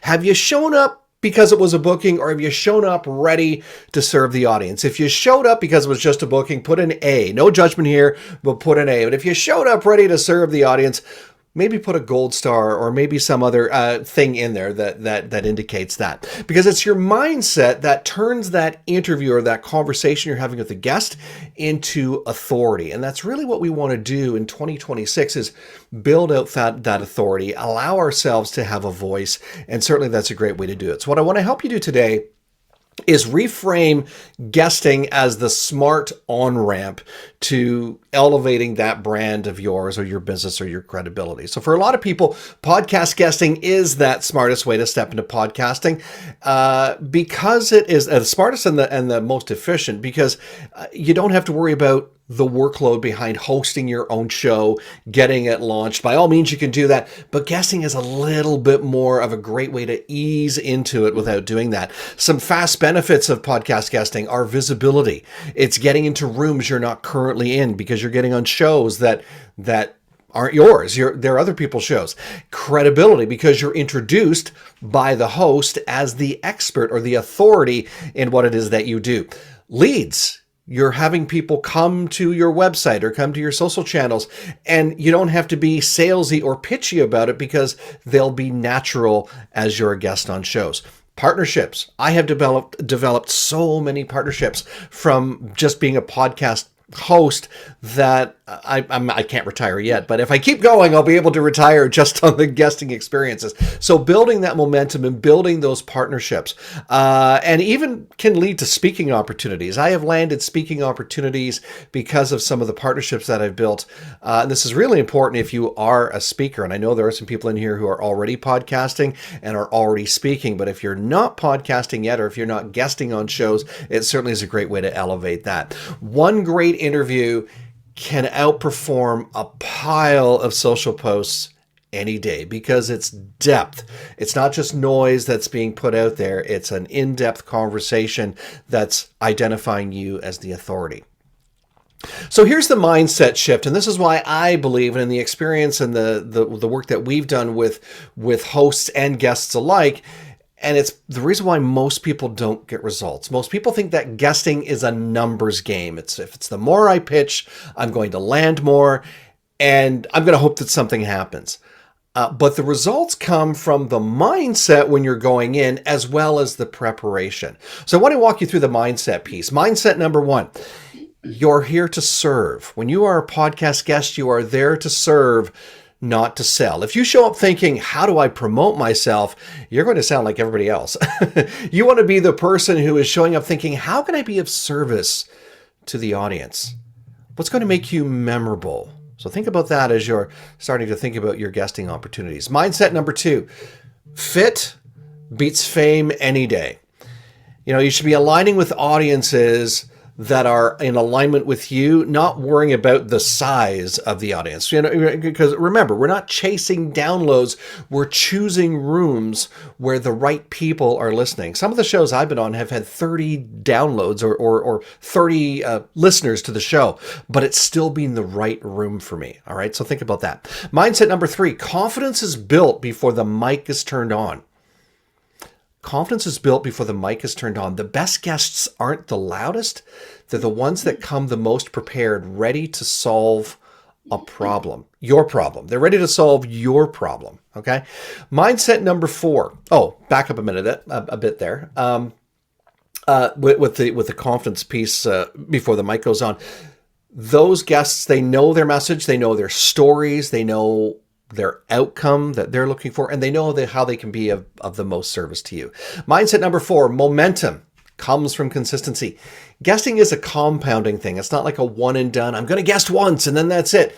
That first interview is a spark, and the next interview and the next interview and the next conversation after that, that is what's building your reputation. It's not chasing that one big moment. It's continuously putting yourself out there as the expert and being of service to the audiences. So what's the strategy behind that? Now that you have the mindset, what's the strategy behind that? Well, most people think guesting is, I find a show, I'm going to pitch, I'm going to talk, and then that's it. Well, I like to think of it more as a system, because ultimately you want an outcome. You just don't want to be on a show that's a random find, or one that you can just check a box and say, hey, I was a podcast guest. It shouldn't be a random appearance. It should be with purpose. So the first thing is that strategy, that first plan. It's not a random outreach. It's a plan that you're putting into place. So you need to know who it is you're aiming for and what it is you're aiming for. What's your goal? Have you written a book recently and you need to promote it to get more sales? Is it getting on more stages? Is it landing more of the right clients? Is it building your list? Is it finding those partnerships? That's what you want to know before you start to do that outreach, or as you are starting to get on shows.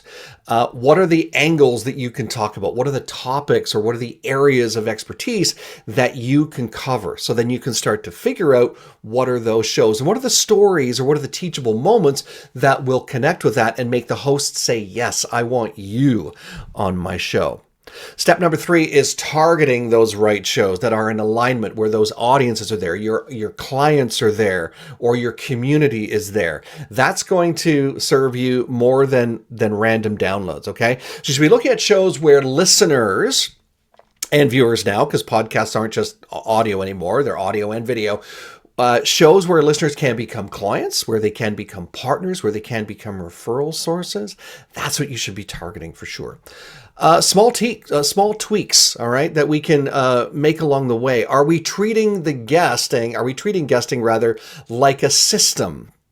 Are we treating it like a system? We don't need to systematize how we're doing it or how we're having our conversation, but we want to make sure that it is systematized to make it easier for us and to stay in the mindset that we want. Okay, because without the mindset, without the strategy is just hope, and strategy without mindset won't land. Okay, so we really want to make sure that we're treating that guesting like it is a system. Personalizing your pitches. Learn this from experience. A lot of podcast hosts don't like to feel like they're being pitched to. But if you have a personal message for them, a good reason, a good idea for what's going to make you an ideal guest, how are you going to serve their audience, that's going to get you further than just saying, dear sir or madam, I think I'd be a great guest on your show. Let me know what you think. Really take that extra time to craft that personalized pitch or that message for them. And then the prep for the interview, making sure that you are prepped and ready to go. You know the name of the show. You've listened to the show. You know the host's name. That's always a good one. You'd be surprised how many guests don't know the host's name. It does happen. And then a natural call to action, but it needs to be with purpose, as opposed to just, if this has resonated with you today, send me an email or visit my website. Guess how many people, you can put your number in the chat if you like. Guess how many people, when you say that in a podcast interview, just visit my website or send me an email, guess how many people will actually do that from a podcast? If you said 0, you're absolutely right. But if you have a teachable tool or a PDF or a checklist or an assessment that people can take that can help them get into your world to continue that know, like, and trust factor, that's going to take you further. So a simple human call to action that's providing that next step, that next outcome will serve you time and time again. So the goal isn't just to show up, it's to be heard, it's to be remembered, and it's to be chosen, not just as the podcast guest, but as the client at the appropriate time.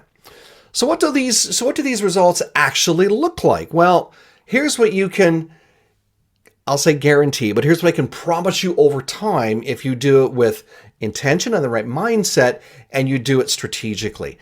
More messages, trusted sales calls, all of those things, and guessing that's going to compound. It's that first spark that's going to become a pattern, and then it's going to become time and time again. So here's my quick message to you. If this has resonated with you, I didn't realize 10 minutes went by that quickly, but if this has resonated with you, I'd love to have a conversation with you. So if podcast guesting is something that you'd like to make for your goal for 2026, I've put my link in the chat there to book a strategy call with me, and I think LaDonna has the information as well. So let's make you a sought-after podcast guest in 2026. Thank you. Awesome job. Awesome job. All right. Who has questions for Carl? That was a lot of information in a short time about podcasting or podcasting, I should say. I didn't know you could get so much information in 10 minutes. Well, I didn't quite hit the 10-minute mark. I walked a little past it, but you can do a lot in 10 minutes. Yes, I have a question for Carl. Carl, do you have the all the people coming to your podcast, or does the guest have to like bring people to the podcast?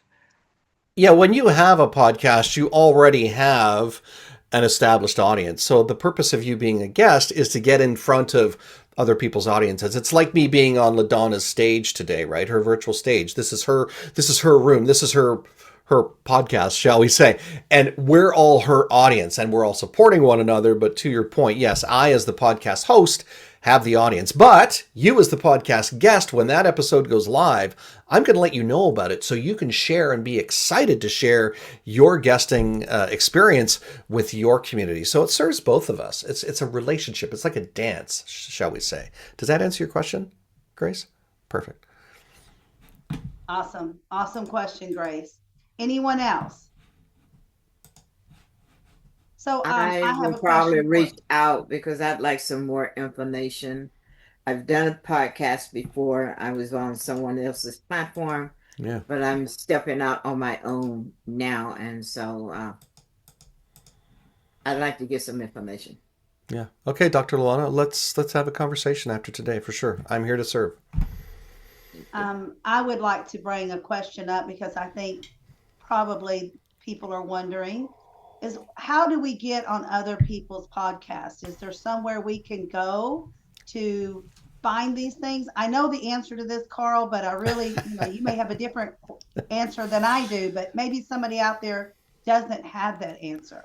Yeah, that's a very good question. There, and I like to simplify it by using a directory, but there are many different podcast directories and services out there to help you.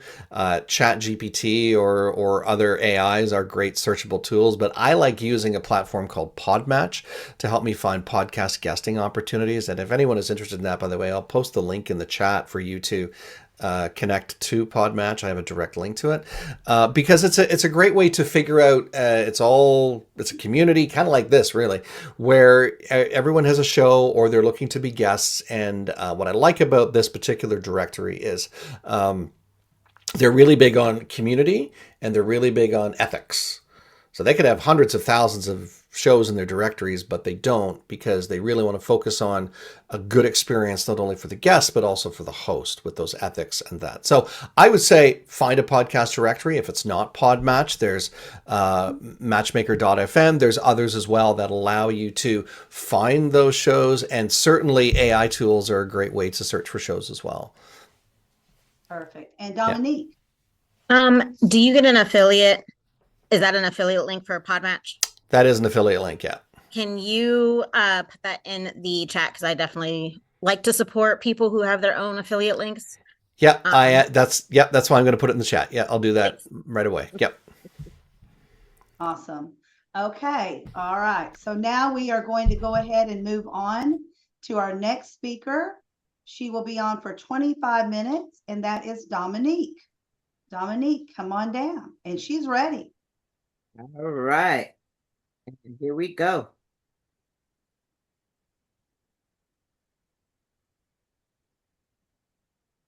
Probably help if I unmute myself. So why is this not showing? No. Let's try it again. I had it in full view, so for present mode, but I guess that's not going to work. So we'll just do it this way. Oh, goodness. Me and Zoom are not friends today. Let's try this one more time. And we can see your screen. I'm using an external monitor, and it's not doing it the way I want it to do. So we're just going to have to go with this. Okay. I wanted to try and make it bigger, but it's not allowing me to. So let me try. We can see it. Okay. So, today has been such a wealth of information about mindset, about how to create your vision, and, what really goes into the center of it. What I want to talk about today is how to take your vision and actually integrate it into your daily actions, your daily routine, so it naturally comes to life instead of the struggle that a lot of people face when they are creating their, New Year's resolutions or these goals. So let me move on. Okay, so I need Zoom to move. Thank you. All right, so I would like everybody to take a few moments and close your eyes. Think about what you want to birth in 2026. What is your vision? What is that goal that you have, or goals that you have that you've prayed on, that you've created a vision board, that you've made a resolution for, that you are so magnetized to that it has to come true this year? So just take a few moments and think about it. How does it feel? How does it feel at the end of the year when you've seen progress? Maybe it's come to life. How are you embodying that?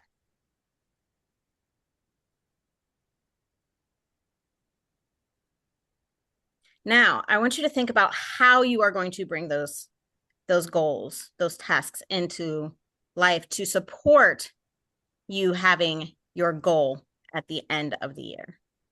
Your vision has come to fruition. How does that work?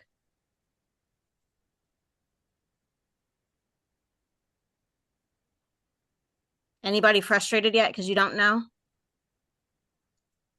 A lot of times people talk about dreaming big. Anybody heard that? I know that's one of the things that I see all the time on people's podcasts, on their websites, on their, what's the word I want to use? Affirmations. Anybody hear that? Come on, people. We've been listening all day. Let's get some interaction going. I have what I call my thing to keep me focused.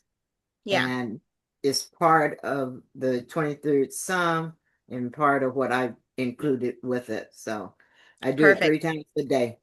Great. So when we hear dream big, a lot of times we want to stretch. We want to expand past our current life, our current reality, our current capabilities. We want to expand, right?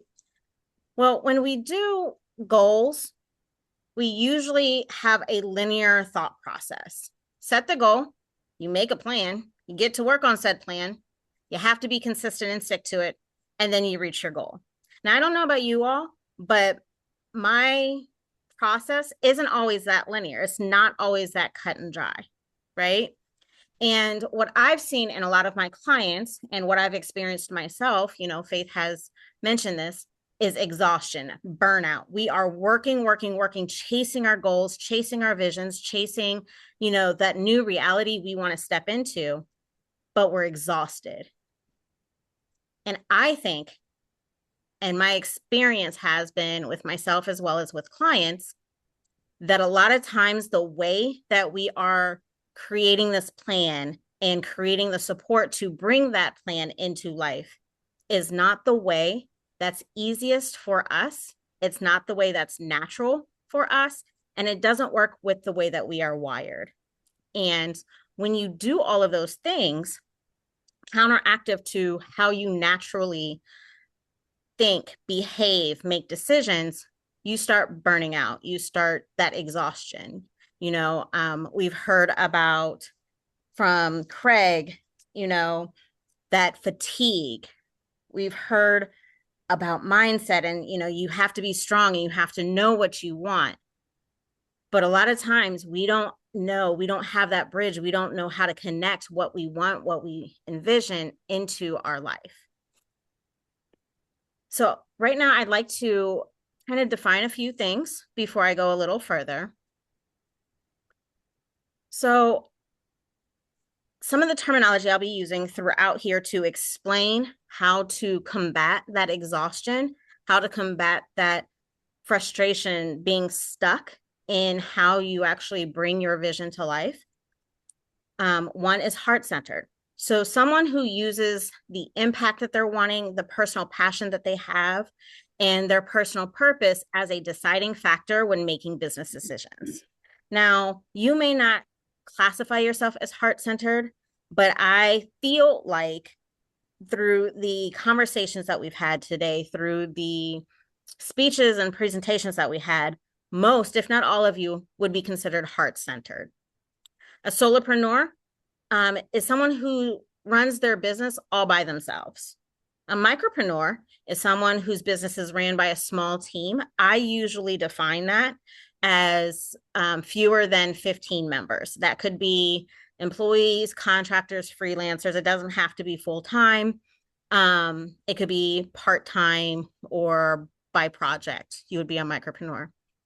The one thing we've talked about a lot today is authenticity and being who you are, bringing your new version of yourself into the picture of your version of your 2026 vision. So for me, authenticity is the essence of who you are, not who you want to be, not who you pretend to be, not who other people are trying to make you be, but who you actually are down deep. The natural way you think, the natural way you behave, you make decisions, how you consume information for understanding, how you learn, how you participate in your genius zone. Do you even know what your genius zone is? A genius zone is that flow that you get when you lose track of time because you're so engulfed in what you're doing. Everybody's genius zone is different. Everybody's authenticity is different. And when you use your authenticity to make said decisions, I use that as a soul fit. So soul fit is using how you're wired so that you progress and in a natural feeling. So you're not having to force yourself to do anything. You're not having to talk yourself into anything. It just flows naturally, like it feels like home. Now, the reason I find this really important is because I love data. And as I was explaining in one of the groups, my credentials are Masters of Business Operational Excellence. Nobody's ever heard of OpEx. Basically, it's productivity, efficiency, increasing quality for all involved. That means you, your employees, your colleagues, your customers, your clients, but also your vendors, your suppliers, your systems, your processes, your workflows, all of that comes into consideration. And the way that I use this information, everything is data backed and assessments are used, etc. But I use it not just for your business. I am a business consultant, but I also use it to make sure that my clients are building a life that they are not burning out from.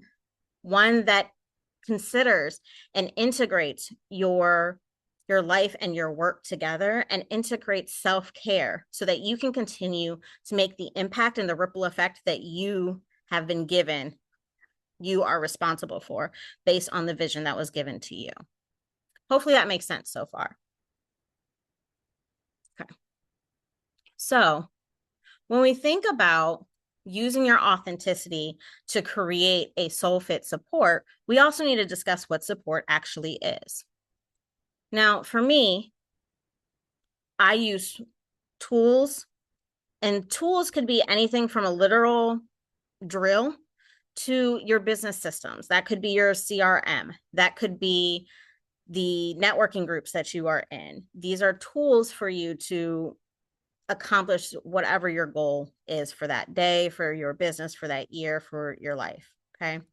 Tools so much are underestimated in the importance of you being able to bring your vision to life. And when you pick tools that aren't aligned to who you are, who you're becoming, or who your vision or what your vision is actually needing to be held, your system clogs up. The way that you interact with yourself, the way that you interact with others, the way that you interact with your business, it slows down and it increases friction points. It increases pain in your business, pain points. And so another tool would be the people that you surround yourself. Now, how many of you have ever wanted to expand your team, and maybe you wanted to hire a graphic artist to create your logo, or a VA because you hear that's what you're supposed to do? Anybody raise your hand if you've ever experienced this? Great. When you use credentials and their ability to do the actual job, that's great, that's important. But when you don't consider how it affects the culture, if they even match the culture, not your nationality culture, your religion culture, but the culture of your business that you're wanting to bring into the world, that you're wanting to cultivate, that is how you get stalled. You are wasting your resources, your time, because you keep having to find new people because they just don't understand. You have to go through the hiring process again. You have to go through the interview. You have to go through training and setup, and just to do it all again because they did not fit, right?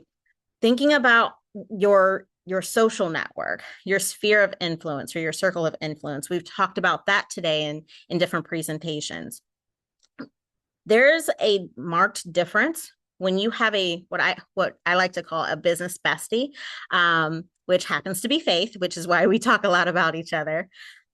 It makes things so much easier. In Faith's presentation, she mentioned how when she was expanding her business into her biggest client so far, she had that fear. And we've all had that fear when we're expanding. Can I really do this? Oh my gosh, am I going to mess this up? Can I actually bring in what I say I can bring in? You need somebody who supports you. And even if they don't see your vision, they want to support you because you see your vision, right? Not everybody's going to see your vision because it wasn't given to them. But you need people around you that get what they need to do to support you. So for example, when we are talking about hiring people, they may not understand why you're doing this said task or event, but they support the mission so much and they love what they do so much that it's just so easy. How many of you want more ease in your business? Right? How hard is it when you're fighting against the person that's supposed to be helping you? If you've ever been in a relationship, you know the days that you don't get along with your person, that whole day goes wrong, right? Like Nothing can go right that day because you're focused on how to get somebody else out of your way and not to stand in the way, correct? That's the same way it is when you are hiring people, even if it's just for a specific project. When you have soul fit support, you're magnetizing the souls, the people that actually will support your business, will support your mission. And then how many of you actually have rituals for your business? When you're about to speak, what do you do beforehand?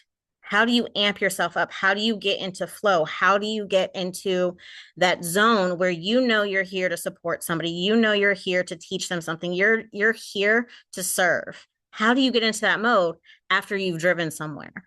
After you've just heard your kids or your dogs complain about something? You have to zone in. Even when you're trying to zone into yourself, creating the vision, manifesting, praying, there is a transition there.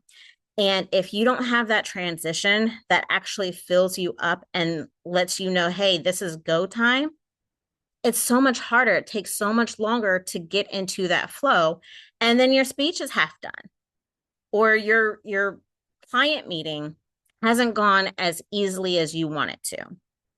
And that's why Soul Fit support includes tools, people, and rituals. Now, when we are choosing support because it's popular, everybody's here's the newest CRM, the newest platform, right? We all want to jump on it to get a trial to see if it works for us, but it has to because you're the guru that you follow or the coach that you have, they say this is the best one they have used, so you use it. But has anybody used one of those that just brings you frustration every time you log in to the app or the platform? This is because you chose support that wasn't a soul fit for you.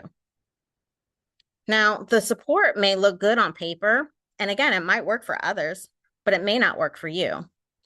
And it could be support that actually makes you add effort instead of making your life easier. And that's really what you want, is an easier life. You want your business to run smoothly. You want your personal relationships to run smoothly. You want to have easy self-care. And so what happens is a lot of times we don't even realize it's not for us because we don't understand the criteria we need to look into for these tools to find the people that will have a soul fit support with you, or that essence that you actually vibe with or balances you out, or however you want to look at it. And then most people don't even think about having a ritual before they start an activity, start working on their business, or before a workshop or a presentation or a proposal with a huge new client. And what happens is, because you don't have these items in place that work for you, the way you naturally behave, the way you naturally do work and communicate, you start missing opportunities because your focus is so much on the day-to-day versus how do you grow. And I don't believe growing means you have to go one-to-one to one-to-many, but it could be growing and keeping one-to-one, but maybe expanding the type of clients that you have, or the dollar amount that you accept as your project's low point, right? We are not being able to see the opportunities to actually help fulfill the vision for you because we're so stuck in how we are managing the symptoms, like Craig says, right? We're managing the symptom instead of finding the root cause. And a lot of times the root cause is because your systems are not a fit for you. And so one of the things, let's kind of talk about how this fits, not just in business, but in real life, in your personal life. So most of us, I'm going to assume, at one point wanted to go on a weight loss journey. Am I the only one who needs to lose some weight? Okay. So have you heard of the new app Noom? It was new a few years ago. Or any of the apps, right? You think great. I can travel with me. I don't have to schedule an actual class like Weight Watchers or something like that, and I chose to try it. And I was so frustrated because for me personally, I don't eat enough. And so when somebody tells me that I need to eat less and have fewer calories, that's counterproductive to my goal. So if I continue to eat less than what I'm actually eating, I'm not going to get the goal that I am looking for, right? Same way with systems. We've talked about CRMs. We've talked about, hiring for a fit, hiring for not just the competence, but also the culture. What was the last thing that you thought of when I asked you in the very beginning, how does it feel to have accomplished your goal? Anybody? Peace. Peace. Now, when you think about stepping into that goal, making those decisions that integrate that goal into your everyday routines and activities, does that feel like peace the way that things are currently now? Faith, we work together, so hopefully your answer is either not yet, but it will be next week, or it's on the way, or yes, right? But people who aren't working with me, does it feel like peace if at this moment you go in to whatever it is you want to have as your goal and start working on it? Or do you kind of feel like, this is so big, I don't know how I'm going to make it? How do I get what my vision is, what my goal is, into either everyday activities with ease that feels natural, like stepping into home? Or is it daunting, overwhelming?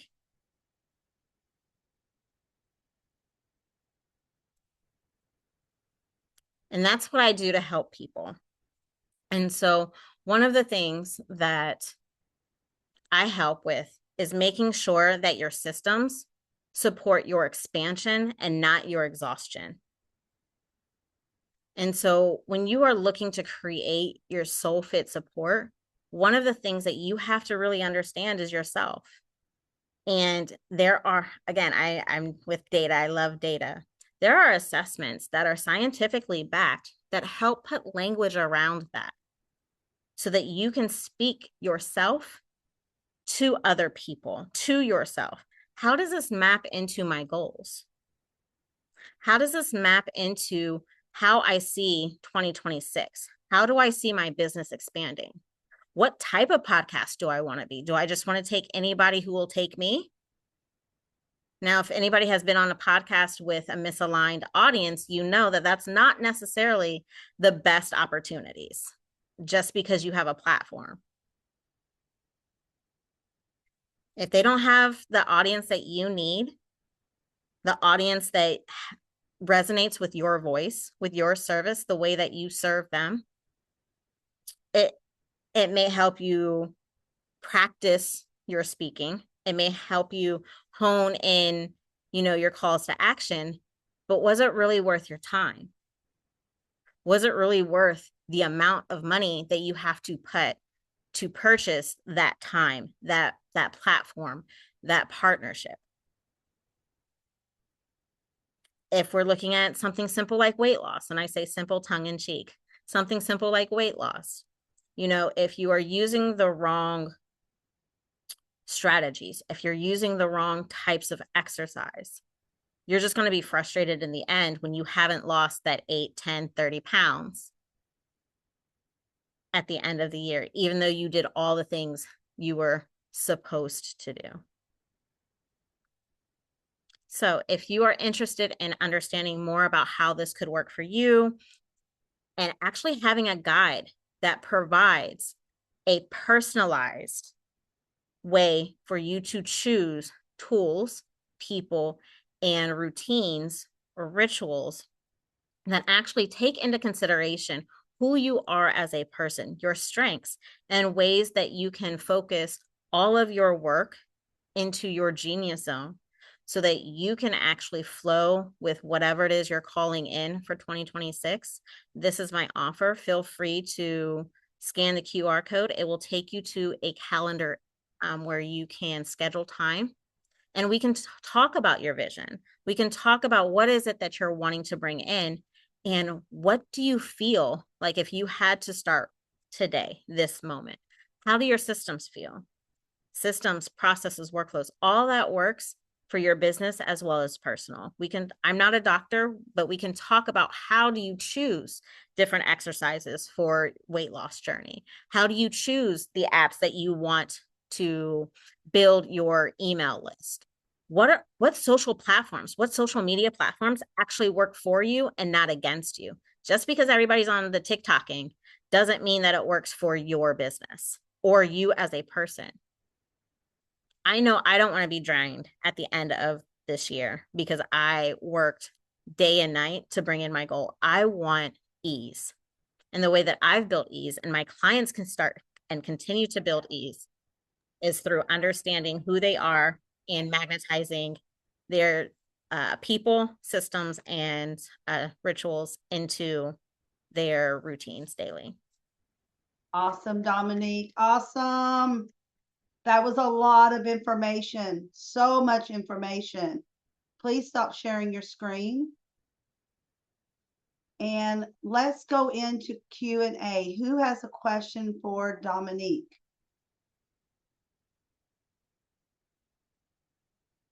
Faith, what do you have to say about Dominique's work? Because I know that you guys work side by side. So I would like to hear what you have to say.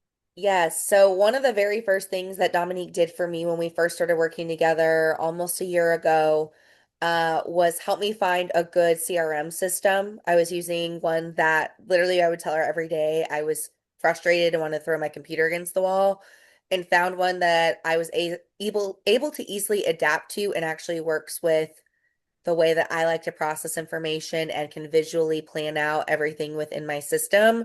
And Dominique is really good at taking a lot of information and condensing it down. I'm the person that I just need the information to make the decisions. I don't need all the nitty-gritty details. And she likes all the nitty-gritty details. So we work very well together. And we partner together on a lot of projects. Like we've got a conference coming up in April, and a lot of other things going on this year. So she's really great at helping make complex things simple. Awesome. I'm with you. Simplify it down so Yes. I can make sense of it. Give me the answers that I'm looking for, and I'm done. Let's move on. That's the kind of girl I am, Dominique, as well. So thank you, Faith. Anyone else? Anyone have a question or comment for Dominique? Well, I think we could all learn a lot from you, Dominique. I'm sure as we talk to you. I know I could learn a lot. So, all right. With that said, there is something there. Okay. There are a lot of CRM programs out there, and I've tried a few and been frustrated with them. But someone who is not familiar and hasn't had a chance to try, and they're hearing about these, how do you determine what you should go with? Because almost all of them want you to, they'll give you a trial basis, and you're putting all this information in there, and then it doesn't work, so you cancel it. Now you got to take your information someplace else. How do you make a decision as to who to go with? So short answer is you contact me and I can help you with that.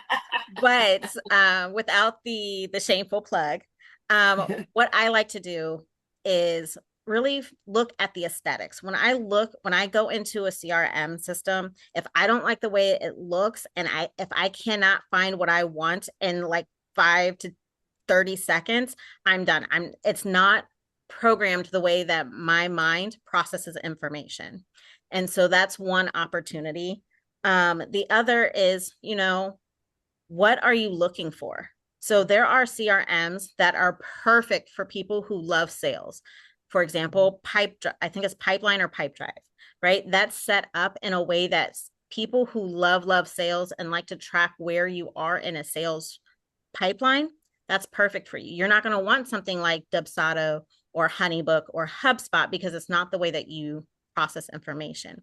If you care more about relationships and building relationships and understanding and remembering, the little details like their birthday, anniversary, their dog's name, you're going to want a CRM that focuses more on relationships and having the fields be more customizable or have maybe more unique fields. So thinking about what you actually enjoy in your business and how you naturally interact with people, you could use Google or ChatGPT or Perplexity. Perplexity is an AI that focuses more on research. And so their sources are more accurate than ChatGPT.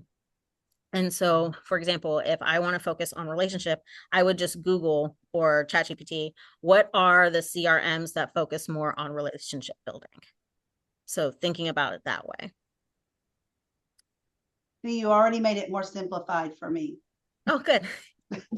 Yay. Dr. Luana, did you have anything else? No, I don't want to take up all the time, but she answered the basic main one. Awesome. So the next speaker is 10 minutes. Yes.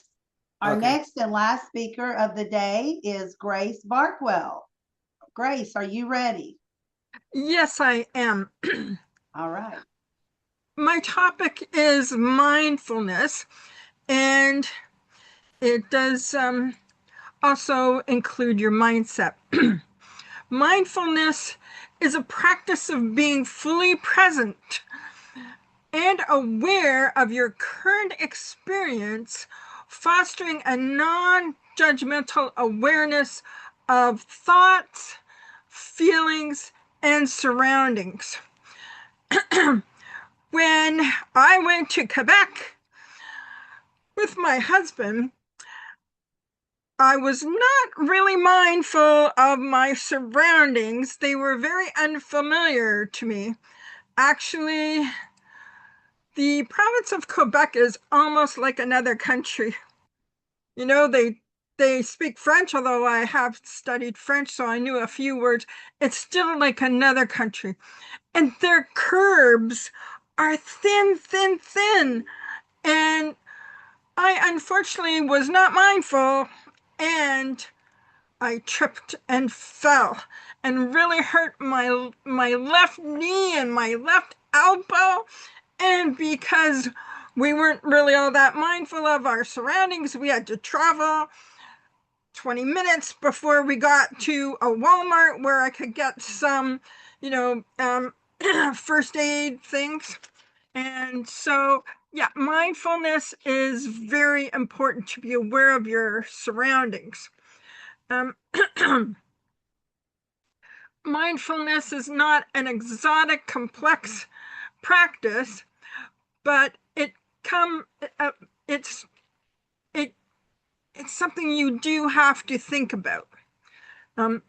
And part of mindfulness is meditating, but not clearing your mind of everything, because that is just dangerous spiritually.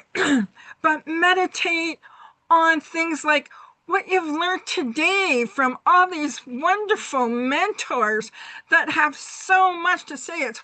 It's difficult to take it in within 5 hours, but go back to the video. I know LaDonna's going to post it on YouTube, and when you see it on YouTube, go through it again, maybe one speaker at a time, and meditate on what they have said and how it affects you and how it can improve your life and your business. Also, meditation in the Bible emphasizes deep reflection on God's word and teachings, encouraging us to cultivate a close relationship with the Almighty Creator of the universe. There are lots of verses in the Bible that tell us to meditate, but they're telling us to meditate on God's word. Joshua 1:8, Psalm 1:2, Psalm 119, verse 15, Psalm 143, verse 5, and Philippians 4, verse 8, which tells us to think on good things. You can look it up yourself and to read the whole verse. Meditation in the Bible is not just about quieting the mind. It's a spiritual discipline that involves introspection and also reflection and a deeper understanding of God's word that we can relate to ourselves, our family, our business, all of this. It allows us to connect with God, gain clarity, and nurture our spiritual growth. By meditating on scripture, individuals can internalize God's promises and truths, shaping their thoughts and actions in alignment with His will, your business and your family and your friends. It fosters a in business, this meditation will guide us in how we do our business, especially with our interaction with people. And as Dr. Pat always says, people need people. And that's it. We have 5 minutes left, so you can ask me any questions you want. Okay, any questions for Grace? Any questions for Grace? Yes, Dr. Margaret. Oh, you're muted, my friend. Keep forgetting that. I don't have a question, but I want to say, well done. You did a great job. Awesome Really job. pleased with you. Really did. Yes, awesome job, Grace. Yeah, you did an awesome job. Thank you. I always know that Grace is going to bring the Bible with her in any conversation that she has. And that is a greatness that Grace has. So Grace, I'd like for you, because we do have some people here I don't know that really know you very well, is tell them who you are as far as your education. Okay, well,